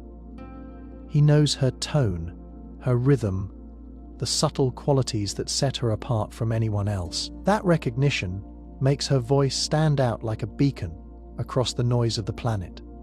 This ability also raises questions of responsibility. If he can always hear her, does he ever stop listening? The stories suggest he chooses carefully. He does not invade her privacy or follow every word. Instead, he uses his power when he senses danger or when she calls for him. It is trust, not control, that guides his use of this gift. Lois is not someone he monitors. but someone he stays ready to protect, no matter how far away. For Superman, being able to pick out Lois's voice anywhere on Earth is more than a demonstration of power. It shows how his incredible abilities are tied to his humanity. He can hear anyone, but he chooses her because her voice reminds him who he is and why he fights. Superman looks like an ordinary man in his prime, but his Kryptonian biology sets him on a different path than any human could follow. Under the yellow sun, his cells absorb and store solar energy, repairing damage, slowing cellular breakdown, and keeping his body in perfect condition. Because of this, Superman does not age as humans do. His lifespan stretches far beyond natural limits, and it is possible he may live for millennia. The signs of this difference are already clear. Clark Kent has been active as Superman for decades in many versions of the story, yet his face and body remain unchanged. While his friends and colleagues show the marks of time, he does not. His skin does not wrinkle, his strength does not fade, and his reflexes stay sharp. His body constantly renews itself, fueled by solar radiation, as though age cannot take hold of him. What for humans is an inevitable decline becomes for him a suspended state of vitality. Comics have explored this in striking ways. In some stories set far in the future, Superman still lives while entire generations have passed. He remains strong when the world has changed around him, standing as a living relic of the past. In Kingdom Come, he grows older emotionally, but still carries the same physical presence. In All-Star Superman, exposure to immense solar energy makes him even stronger, hinting that his lifespan might extend almost without end. In other depictions, like Superman Prime 1,000,000, he survives into the far future, existing as an immortal guardian after thousands of years. These stories suggest that aging for Superman is not a steady process, but something stretched and altered by the sun itself. The idea raises questions about what it means for him to live among mortals. Imagine watching loved ones grow old and die while your own body remains unchanged. For Clark, this is not theory but reality. He may outlive Lois, his friends, and even the entire Justice League. The weight of immortality is not only physical but emotional. To endure for millennia means carrying memories and grief that no one else can understand. It also means being present as humanity evolves. Societies collapse and rebuild, and civilizations rise and fall. He would live not just as a man among people, but as a constant figure across ages. From a biological standpoint, the explanation is simple. His Kryptonian cells absorb solar radiation and use it to repair and sustain themselves indefinitely. Unlike human cells, which weaken over time, his cells remain active as long as they have access to the sun. This makes him virtually immortal on Earth, where the sun provides endless energy. In other environments, such as under a red sun, his mortality may return, but under the yellow sun, he becomes something close to timeless. Superman's longevity is not just about survival. It is about what kind of figure he becomes when time has little hold on him. A man who may live for millennia is not bound by the same limits as those around him. He is shaped by endurance, carrying both the hope and the burden of being forever young in a world that never stops changing. Superman's powers come from the radiation of Earth's yellow sun. His Kryptonian cells act like living solar batteries, absorbing energy and converting it into strength, speed, flight, and invulnerability. But not every star fuels him the same way. Under a red sun, like the one Krypton orbited, his cells lose that charge. He becomes weaker, slower, and vulnerable, in ways he never is on Earth. Prolonged exposure to a red sun does more than suppress his powers. It could eventually strip them away permanently. The reason lies in how his body processes radiation. A yellow sun floods his cells with energy, sustaining his powers and even repairing damage. A red sun, by contrast, offers none of that energy. His cells starve. The longer he remains under red sunlight, the more his reserves drain. At first, this might mean only a temporary loss. He cannot fly, his skin can be cut, and his strength fades to normal levels. But over time, if his body has no access to yellow sun radiation, his cells would adjust to a powerless state, leaving him little different from an ordinary man. Comics have shown variations of this outcome. In some stories, Superman travels to worlds orbiting red suns and is forced to rely on nothing but his wits and training. He bleeds when struck, feels exhaustion, and becomes mortal in every sense. On occasion, enemies like Lex Luthor or Brainiac have tried to trap him under artificial red sun lamps, weakening him until he is helpless.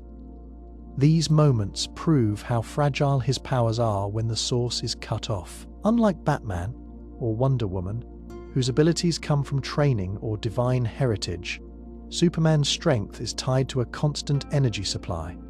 Without it, he is only Clark Kent. The danger increases with long-term exposure. If Superman were imprisoned in a red sun system for years, his body might forget what it means to function at superhuman levels. Even if he escaped, returning to a yellow sun might not instantly restore him. He would need time to recharge, and in the worst cases, his body might never recover fully. The loss would not be a sudden collapse, but a slow draining of everything that makes him Superman. Imagine the effect on him psychologically. To know that one shift in starlight can erase everything he has built would weigh heavily. He carries the burden of being Earth's protector, but that role depends on the energy of a star billions of miles away. A prolonged red sun exposure threatens not only his life but the identity he has carried since childhood. For the man who has always stood as invincible, the knowledge that he could one day lose his powers permanently is a quiet but constant shadow. This vulnerability is what makes the red sun such an effective weapon against him. It does not just weaken him for a moment, it holds the possibility of erasing his power forever, turning the near God back into a man. Kryptonite is the most famous weakness tied to Superman, formed from the remains of Krypton's core after the planet's destruction. It traveled across space and landed on Earth as radioactive fragments. The standard green variety is deadly to him, breaking down his cells and leaving him powerless. But kryptonite is not a stable material on Earth. Exposed to new conditions, radiation, and even human experimentation, it may be mutating into new variations. Each one carries its own effects, some more dangerous than the original. The idea of mutating kryptonite comes from the fact that it is not a natural element of Earth's environment. Once embedded here, it reacts to different energies and atmospheres. Scientists in Superman's world have studied it, sometimes accidentally creating new strains. Radiation exposure, chemical treatments, and geological shifts all appear to alter kryptonite's properties. This means the fragments that once seemed predictable now present new threats, each with its own impact on Superman. Comics have introduced many examples of these mutations. Red kryptonite is one of the most famous. Unlike the green form, it does not weaken him outright. Instead, it causes unpredictable transformations, sometimes altering his personality, sometimes warping his body. In one case, it turned him into a giant. In another, it stripped away his inhibitions, making him reckless. Gold kryptonite is another mutation, permanently removing his powers if he comes into contact with it. Blue kryptonite, by contrast, is harmful not to Superman, but to Bizarro, his imperfect duplicate. Each variation shows how unstable kryptonite is, capable of changing in ways that threaten more than just Superman. The danger grows because these mutations are often discovered by his enemies. Lex Luthor, in particular, has experimented with kryptonite, using science to weaponize it beyond its natural state. By manipulating its radiation, He can create customized versions tailored to exploit Superman's vulnerabilities. Even fragments left to weather naturally can change, producing unexpected results. What begins as a shard of green kryptonite might evolve into something else under the right conditions. For Superman, this unpredictability creates constant risk. Green kryptonite alone is dangerous, but at least it is familiar. Mutated forms remove that certainty. He can never know if the fragment in front of him will weaken his body, distort his mind, or even erase his powers forever. In some cases, mutated kryptonite has even been shown to affect humans, granting abilities or causing illness. That possibility makes its spread on Earth more alarming. Imagine walking into a confrontation and facing a weapon you do not recognize. Superman may appear invincible, but the variety of kryptonite means every fight carries a potential unknown. Mutating on Earth, the mineral becomes less a single weakness and more a spectrum of threats. Each variation chips away at his confidence, forcing him to treat even the smallest shard as something that could change everything. Superman was born on Krypton, but he was raised on Earth. His heritage is alien, but his heart belongs to the world that gave him a home. Over the years, his bond has deepened to the point that his soul is tied directly to Earth, not just to the memory of Krypton. He carries the legacy of his people, but the life he lives, the choices he makes, and the values that guide him are rooted in the soil of Kansas, in the people he grew up with, and in the planet he swore to protect. From the moment Jonathan and Martha Kent found him in that field, Clark became part of Earth. He learned how to walk, speak, and live not as Kal-El, the last son of Krypton, but as Clark Kent of Smallville. His sense of right and wrong did not come from crystalline archives or Kryptonian technology. It came from his parents' lessons about honesty, kindness, and responsibility. These lessons shaped him more than any alien inheritance. Krypton gave him his body, but Earth gave him his soul. This connection is more than emotional.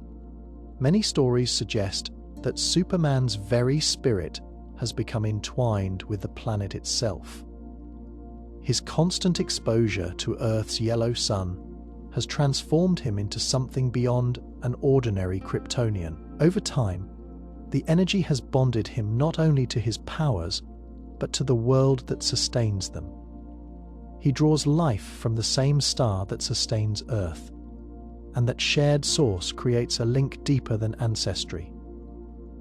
Krypton may be gone, but Earth has become his living anchor.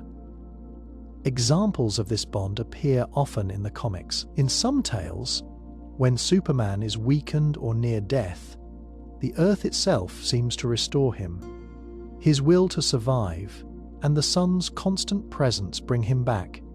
In others, mystical characters describe his spirit as tied to humanity's collective hope. Even when villains drag him away from Earth, he feels the pull to return, as though leaving the planet tears at something inside him. It is not just duty that brings him back, it is belonging.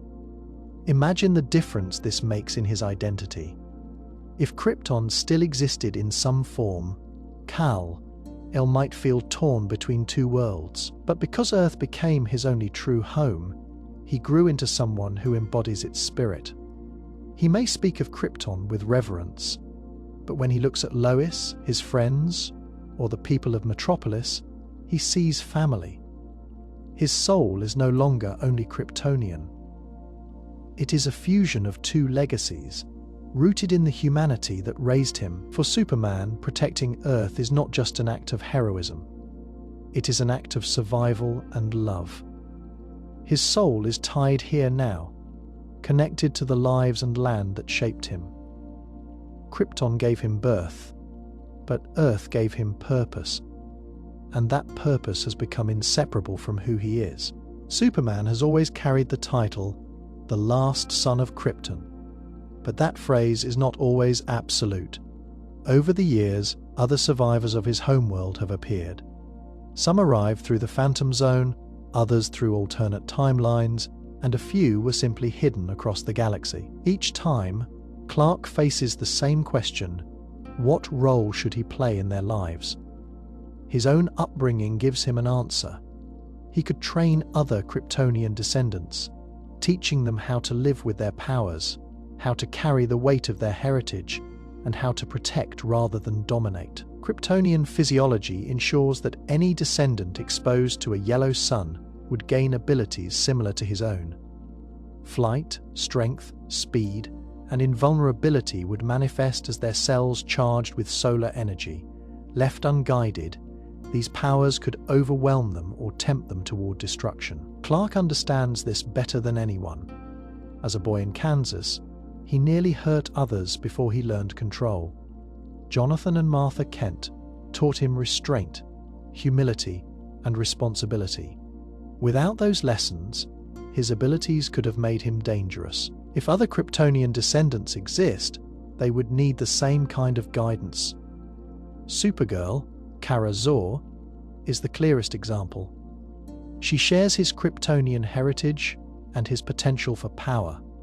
Clark became her mentor, helping her adjust to life on Earth and teaching her how to use her gifts without losing herself. He did not only train her in combat or strength, but in understanding humanity and embracing compassion. Through her, we see how he might guide others, showing them not only what they can do, but how to choose when and why to act.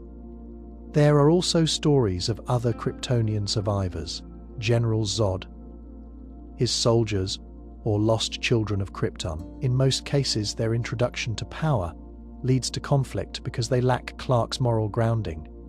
Zod sees dominance as natural, believing Kryptonians should rule weaker species. If Kal-El were to find more descendants scattered across the galaxy, his role as mentor could be the difference between another Zod and another Kara. His training would not just be about technique, but about shaping values. Imagine a group of Kryptonian descendants arriving on Earth or another world, confused by their abilities. Without control, their strength could shatter buildings, their heat vision could ignite cities, and their speed could make them careless.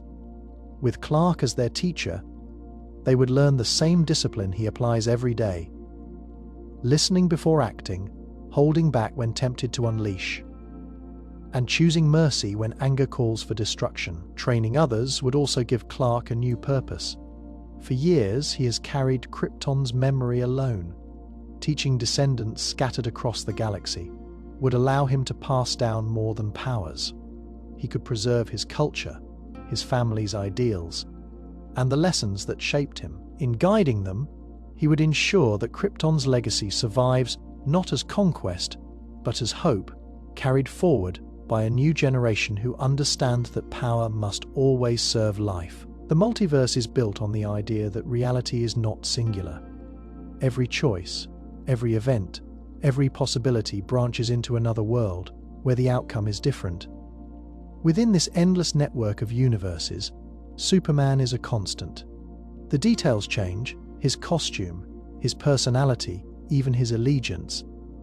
But the presence of a Superman always seems to emerge. The multiverse ensures that somewhere, in some form, a Superman will always exist. This is not coincidence. Superman represents more than an individual. He's an archetype, a figure of strength and morality shaped by circumstance but always present in some way. On one Earth, Kal-El lands in Kansas and becomes Clark Kent, raised by the Kents to value humanity.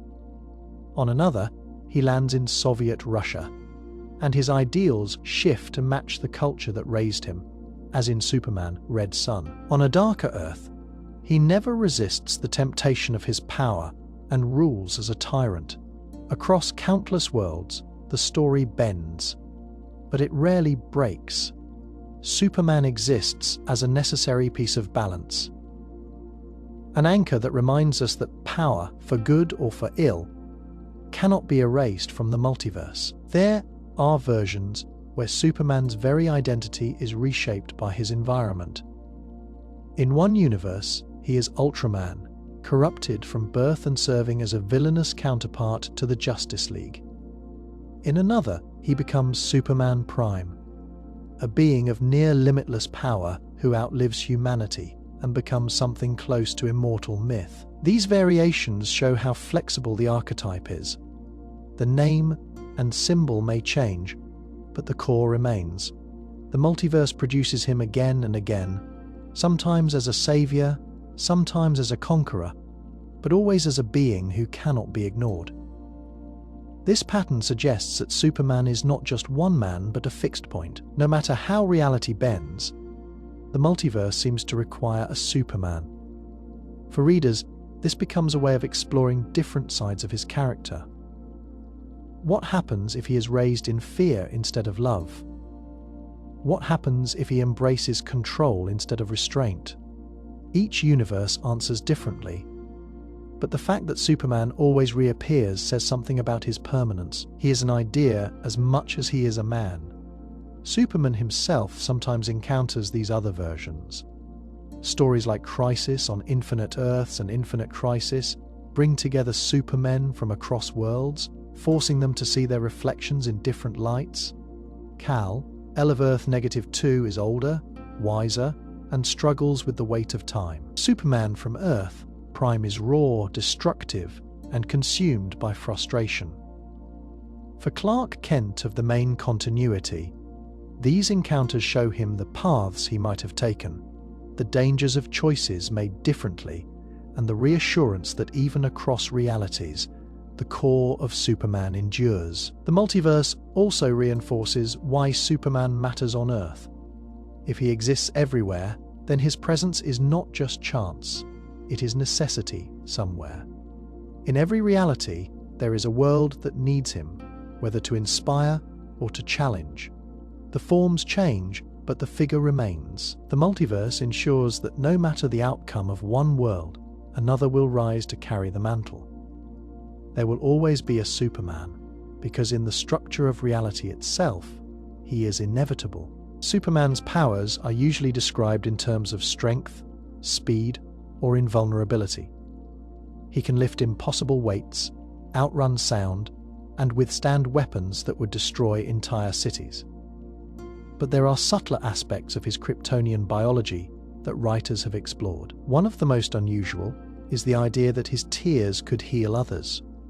This power is not as well known as his heat vision or flight, but it shows how alien his body truly is, and how even the simplest human act, a tear falling, could carry extraordinary meaning when performed by him. The explanation lies in the way his body processes solar energy. Kryptonian cells under a yellow sun absorb radiation constantly. That energy fuels every part of his physiology, from his strength to his senses. If every cell is saturated with restorative energy, then any fluid produced by his body could carry that same property. His tears, drawn from the same biology, might act as a kind of healing serum. In certain stories, this has been shown to accelerate recovery in injured humans, closing wounds or reviving those close to death. What would be ordinary salt water for us becomes something closer to medicine when it comes from him. This ability has appeared in a handful of stories, often during moments of deep grief. When Superman cries over someone injured or dying, his tears sometimes fall on them and bring them back. The emotional weight of these moments underscores the rarity of the power. He cannot summon it at will, nor does he use it casually. It emerges in moments when his humanity and alien nature intersect, when his grief triggers a biological response that channels the energy within him outward in an unexpected way. Imagine what this means for those around him. If Superman's tears can heal, then even his sorrow becomes a force of protection, a fallen ally revived not by his fists or his speed, but by the simple act of him weeping over them would see that his strength is not just physical. His compassion becomes literal healing, his empathy turned into survival for others. For Superman, who already carries the burden of responsibility, This gift would be both blessing and curse. If his tears can save, then every time someone dies despite them, he must wonder why the power did not work. The idea also adds to the symbolism of his character. Tears are a sign of vulnerability, proof that Superman feels as deeply as anyone else. But if those tears heal, they show that even in his moments of pain, he gives life back to the world. It ties his strength, unlike heat vision or strength, which can intimidate. This power reflects the gentlest side of his nature. It is a reminder that his greatest connection to humanity is not only in what he can endure, but in what he feels. From a scientific perspective, the notion may sound impossible, but within the logic of his biology, it makes sense. His body is a vessel of solar energy, constantly reshaping itself and repairing damage. His tears, then, could carry that regenerative force outward. Whether rare anomaly or hidden ability, the healing power of Superman's tears captures the essence of who he is. Someone whose strength is inseparable from his compassion, and whose very humanity has the power to save. When people think of Superman, they picture his physical powers first. He can lift buildings, fly faster than jets, and survive explosions without harm. His strength and speed seem limitless. But what truly defines him is not his muscle or his invulnerability. His greatest superpower is his moral compass. Without it, all of his abilities would be meaningless or worse. They could become a danger to the world. Clark Kent grew up in Smallville, not Metropolis or Krypton. Jonathan and Martha Kent raised him to understand right and wrong, long before he knew the extent of his powers. He learned to tell the truth, to help neighbors without being asked, and to value humility over pride. These lessons became the foundation of his choices. They gave him restraint, a quality far rarer than raw power. It is easy to imagine a Superman who uses his strength for dominance instead of protection. The difference between those two paths comes down to the values instilled in him as a boy. His moral compass guides every decision. Superman has the ability to kill almost any opponent in an instant, but he chooses not to. He could end wars by force, but he believes that lasting peace cannot come from a fist. He hears crimes across the globe and must decide which to address first. Yet his sense of fairness keeps him from favoring only one nation or group. These choices are constant tests of judgment. Strength can lift a mountain, but judgment decides whether lifting it helps or harms. Examples throughout his history show this clearly. In the story of Injustice, a version of Superman loses that compass after tragedy strikes, and he becomes a tyrant. The world quickly learns that without restraint, Superman's powers create fear rather than hope. By contrast, in most stories, he refuses to cross that line. Even when enemies like Lex Luthor or Darkseid push him to the edge, he holds to his principle that life has value. This refusal to bend, even under pressure, is what makes him more than a weapon. His peers in the Justice League understand this as well. Batman, Wonder Woman, and others may match him in strategy or combat skill, but they often rely on his sense of morality to guide the team. He is not only the strongest member, he is the anchor that keeps them from losing their way. His presence reminds them that power without ethics is a threat, and ethics without courage is ineffective. Superman bridges those two qualities. Consider what it means for ordinary people to look up and see him in the sky. They do not only see a man who can fly, they see someone who chooses every day to use his strength in service rather than self-interest. That choice, repeated endlessly, becomes the real power. The world does not fear him because his moral compass gives them reason to trust him. Superman's strength is vast, but it is his compass that keeps it from crushing the world. His greatest superpower is the choice to act with restraint, fairness, and compassion, even when the easier path would be to rule by force. Without that, the symbol of hope on his chest would lose all meaning. Superman's speed has always been a subject of debate. He can move faster than sound, dodge energy blasts, and cross continents in moments. In many races with the Flash, he keeps pace, sometimes even winning. The question is not whether Superman can move faster than the Flash. He can. The real difference is that he chooses not to. Speed for him is a tool, not an identity. And he restrains himself because restraint defines who he is. The Flash draws his power from the Speed Force, a cosmic energy tied directly to motion. Barry Allen or Wally West can vibrate through walls, travel through time, and perceive reality at fractions of a second. Their connection to the Speed Force makes them pure embodiments of speed. Superman, by contrast, gains his speed the same way he gains his strength, by absorbing and converting solar radiation. His body can push itself to incredible velocity, rivaling or even exceeding what the Flash can do. But it is not his primary focus. For Superman, speed is only one ability among many, and he applies it with caution. Consider the effect of Superman cutting loose. If he decided to run or fly at his absolute top speed, he could cause devastating damage without meaning to. Moving faster than light while carrying a body of near infinite mass would create shockwaves that could destroy cities. His acceleration alone could rip apart the ground beneath him. The Flash is trained to handle those effects. Superman is not. By holding back, he avoids turning speed into collateral damage. It is not a matter of weakness, but of choice.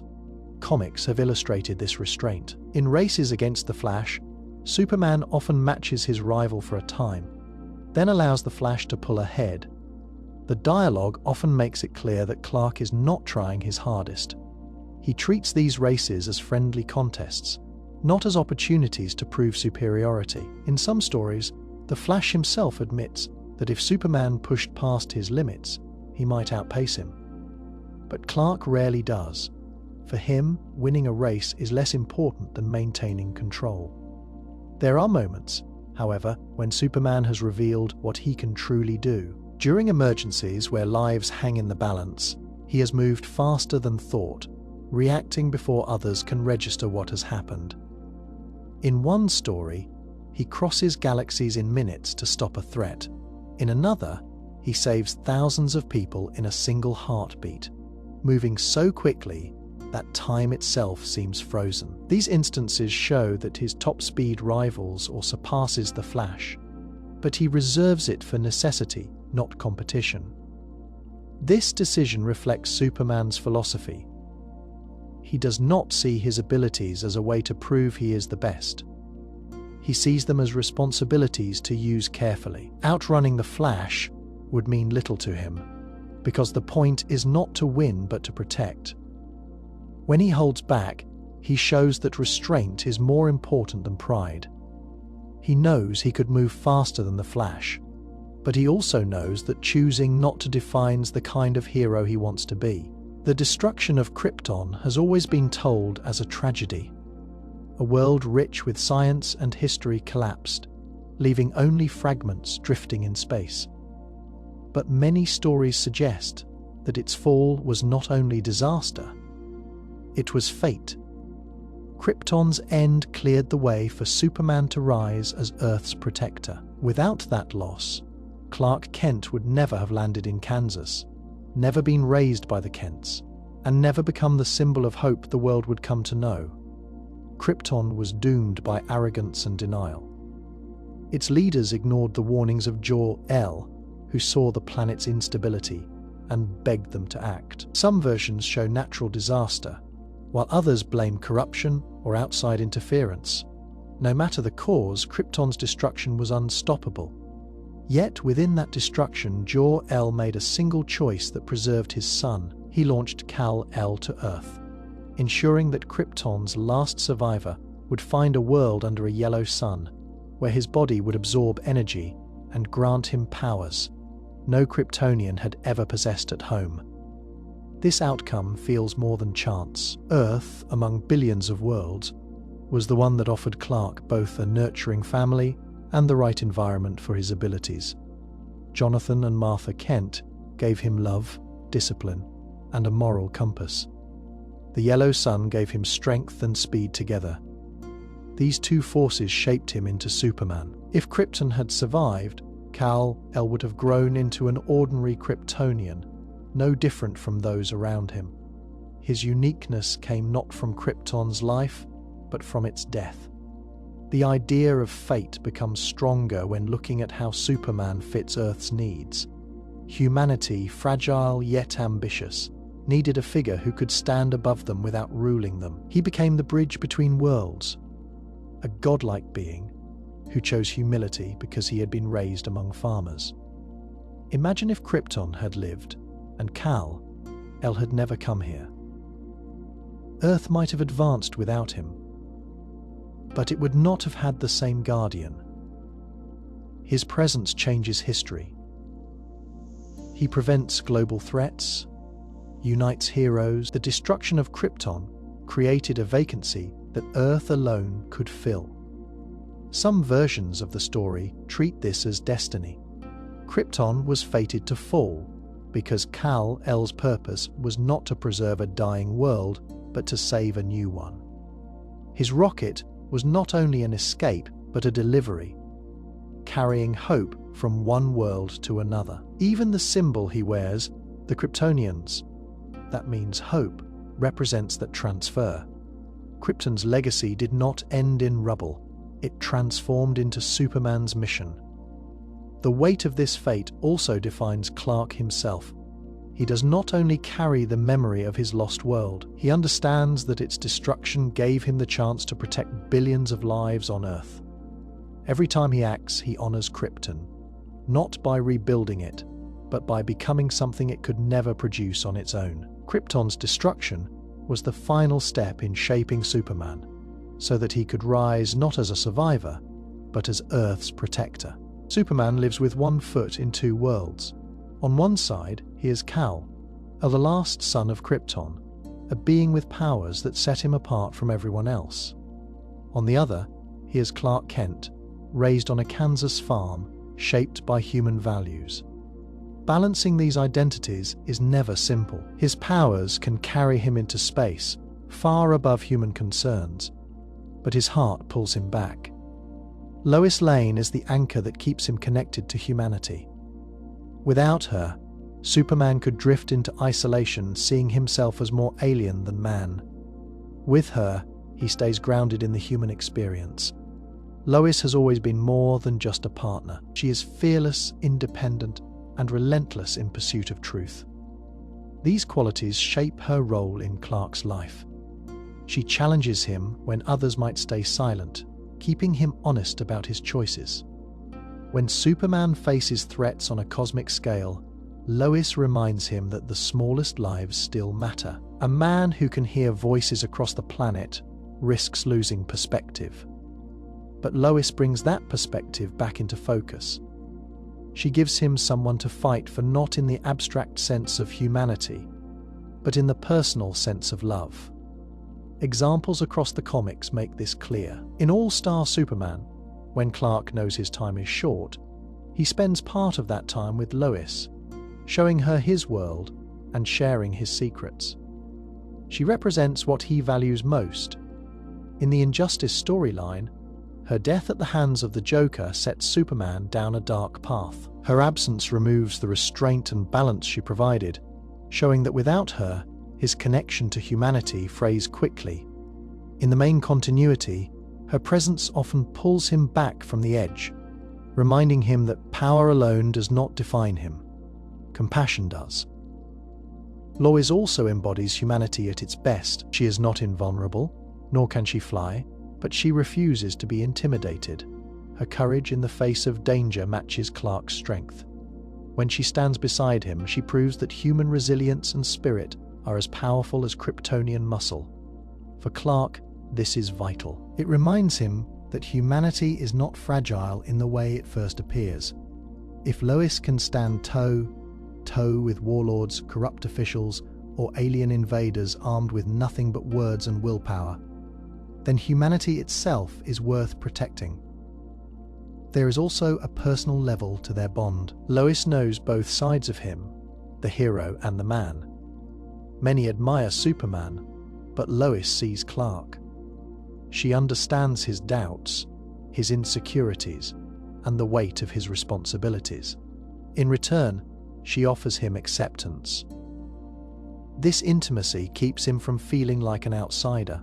Kal-El may be Kryptonian by birth, but Lois ensures he never forgets he is Clark Kent by choice. When Superman looks at Lois, he sees not only the woman he loves, but the reason he continues to identify with humanity. She is the anchor that ties him to Earth, not through duty or destiny, but through connection. In her, he finds both love and a reminder that even the strongest man in the world must stay human at heart. Superman's body is often described in terms of what it can do: lift, fly, endure, and heal, but rarely in terms of what it represents at the genetic level.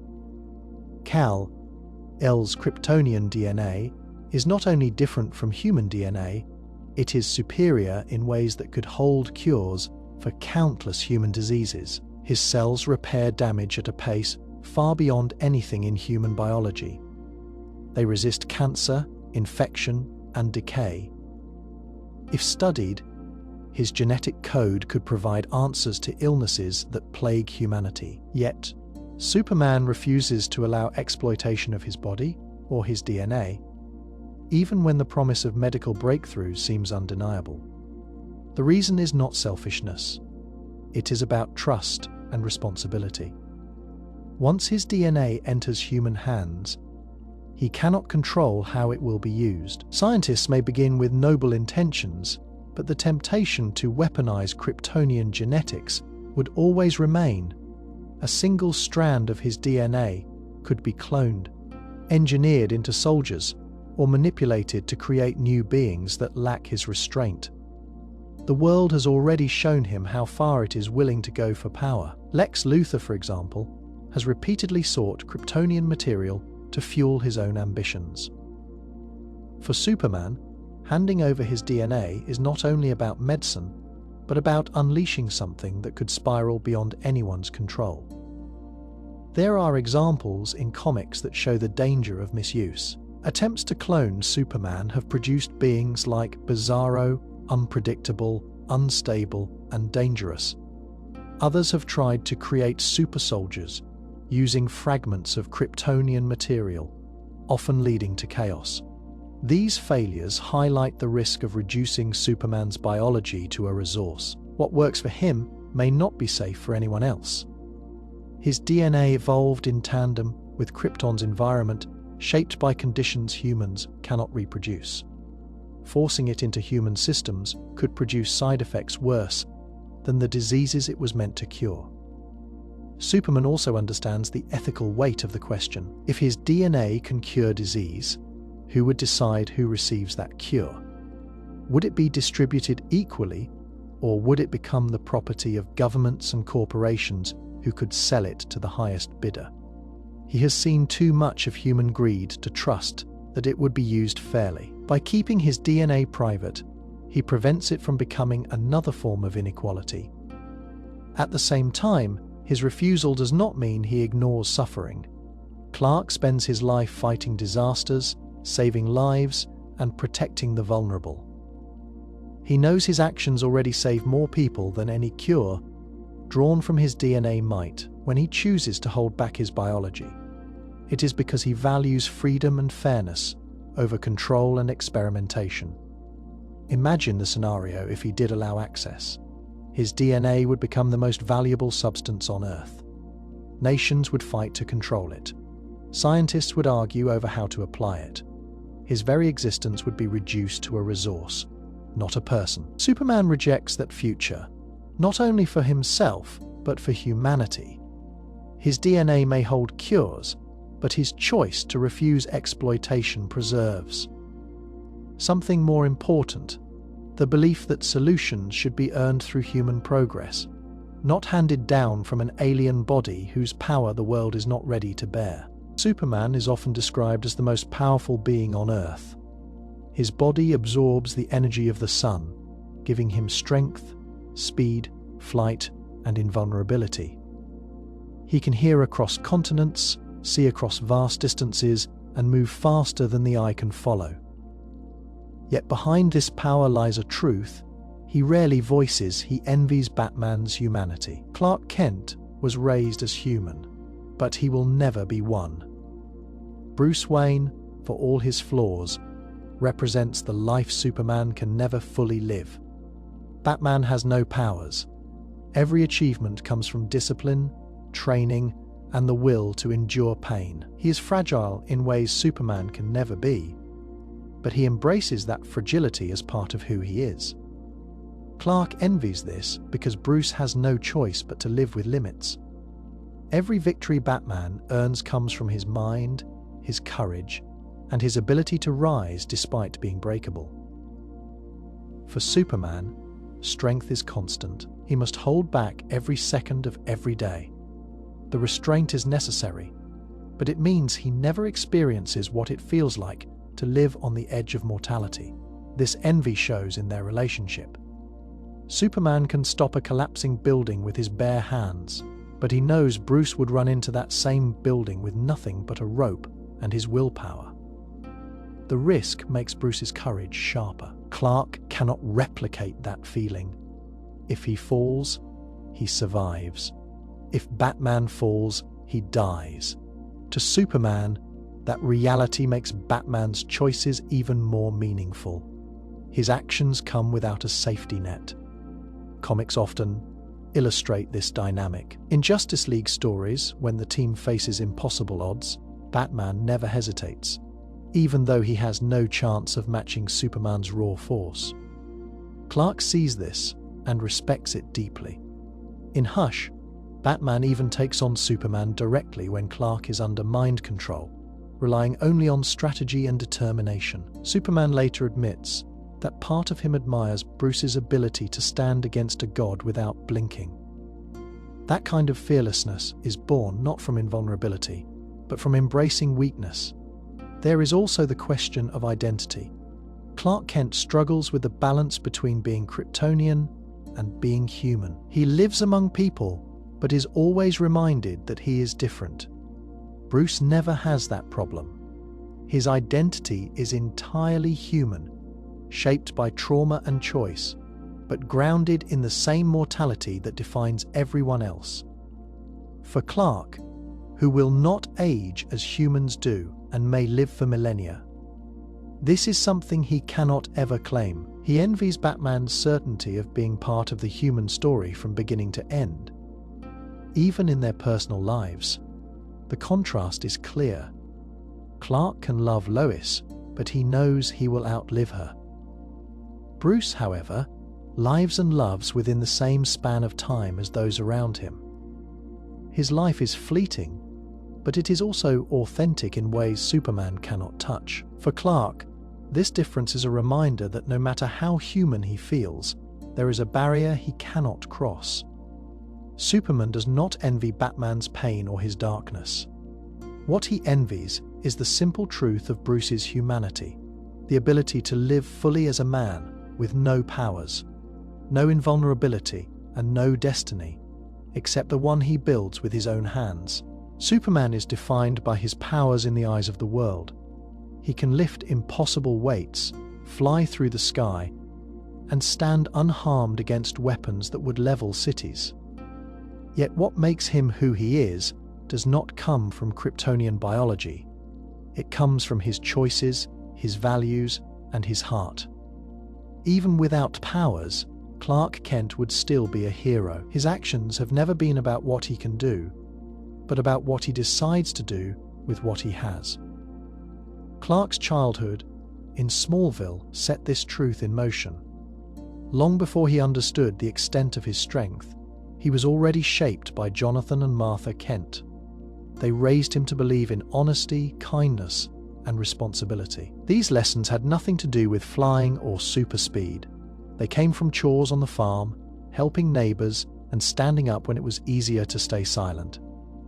If his ship had landed on Earth without giving him powers, he would have grown into the same man, someone who puts others before himself, even when the cost is high.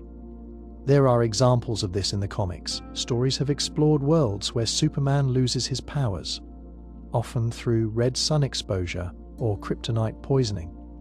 In those moments, Clark does not retreat. He throws himself into danger, relying on courage and determination instead of invulnerability. In Superman, Up in the Sky, he risks his life repeatedly for the chance to save a child, even when his body is broken and his strength is gone. His heroism in those moments is proof that his powers are an extension of his will, not the source of it. Journalism also shows this side of him. As a reporter at the Daily Planet, Clark exposes corruption, holds leaders accountable, and defends truth in a world where lies often hold power. None of that work requires super strength. It requires integrity, persistence, and the willingness to confront danger without the shield of invulnerability. Clark could lose every trace of his Kryptonian heritage and still make a difference with his words. In some ways, the pen and the press pass he carries are as important as the cape imagine. A world where Clark Kent never gained powers at all. He might still move to Metropolis, chasing stories, uncovering injustice, and helping people in smaller but no less meaningful ways. He would not stop wars with his fists, but he would shine light on those who profit from them. He would not save a crashing plane by holding it in the sky, but he would be the first to rush forward and pull survivors from the wreckage. His courage does not depend on heat vision or super strength. It depends on the belief that one life is worth risking your own for. Superman's powers make him extraordinary, but Clark Kent's choices make him a hero. Stripped of flight, invulnerability, and speed, he would still stand in front of danger if it meant protecting others. He would still tell the truth when silence was easier. He would still hold to the compass that defines him. Powers amplify who he is, but they do not create him. Clark Kent would be a hero because that is who he has always been.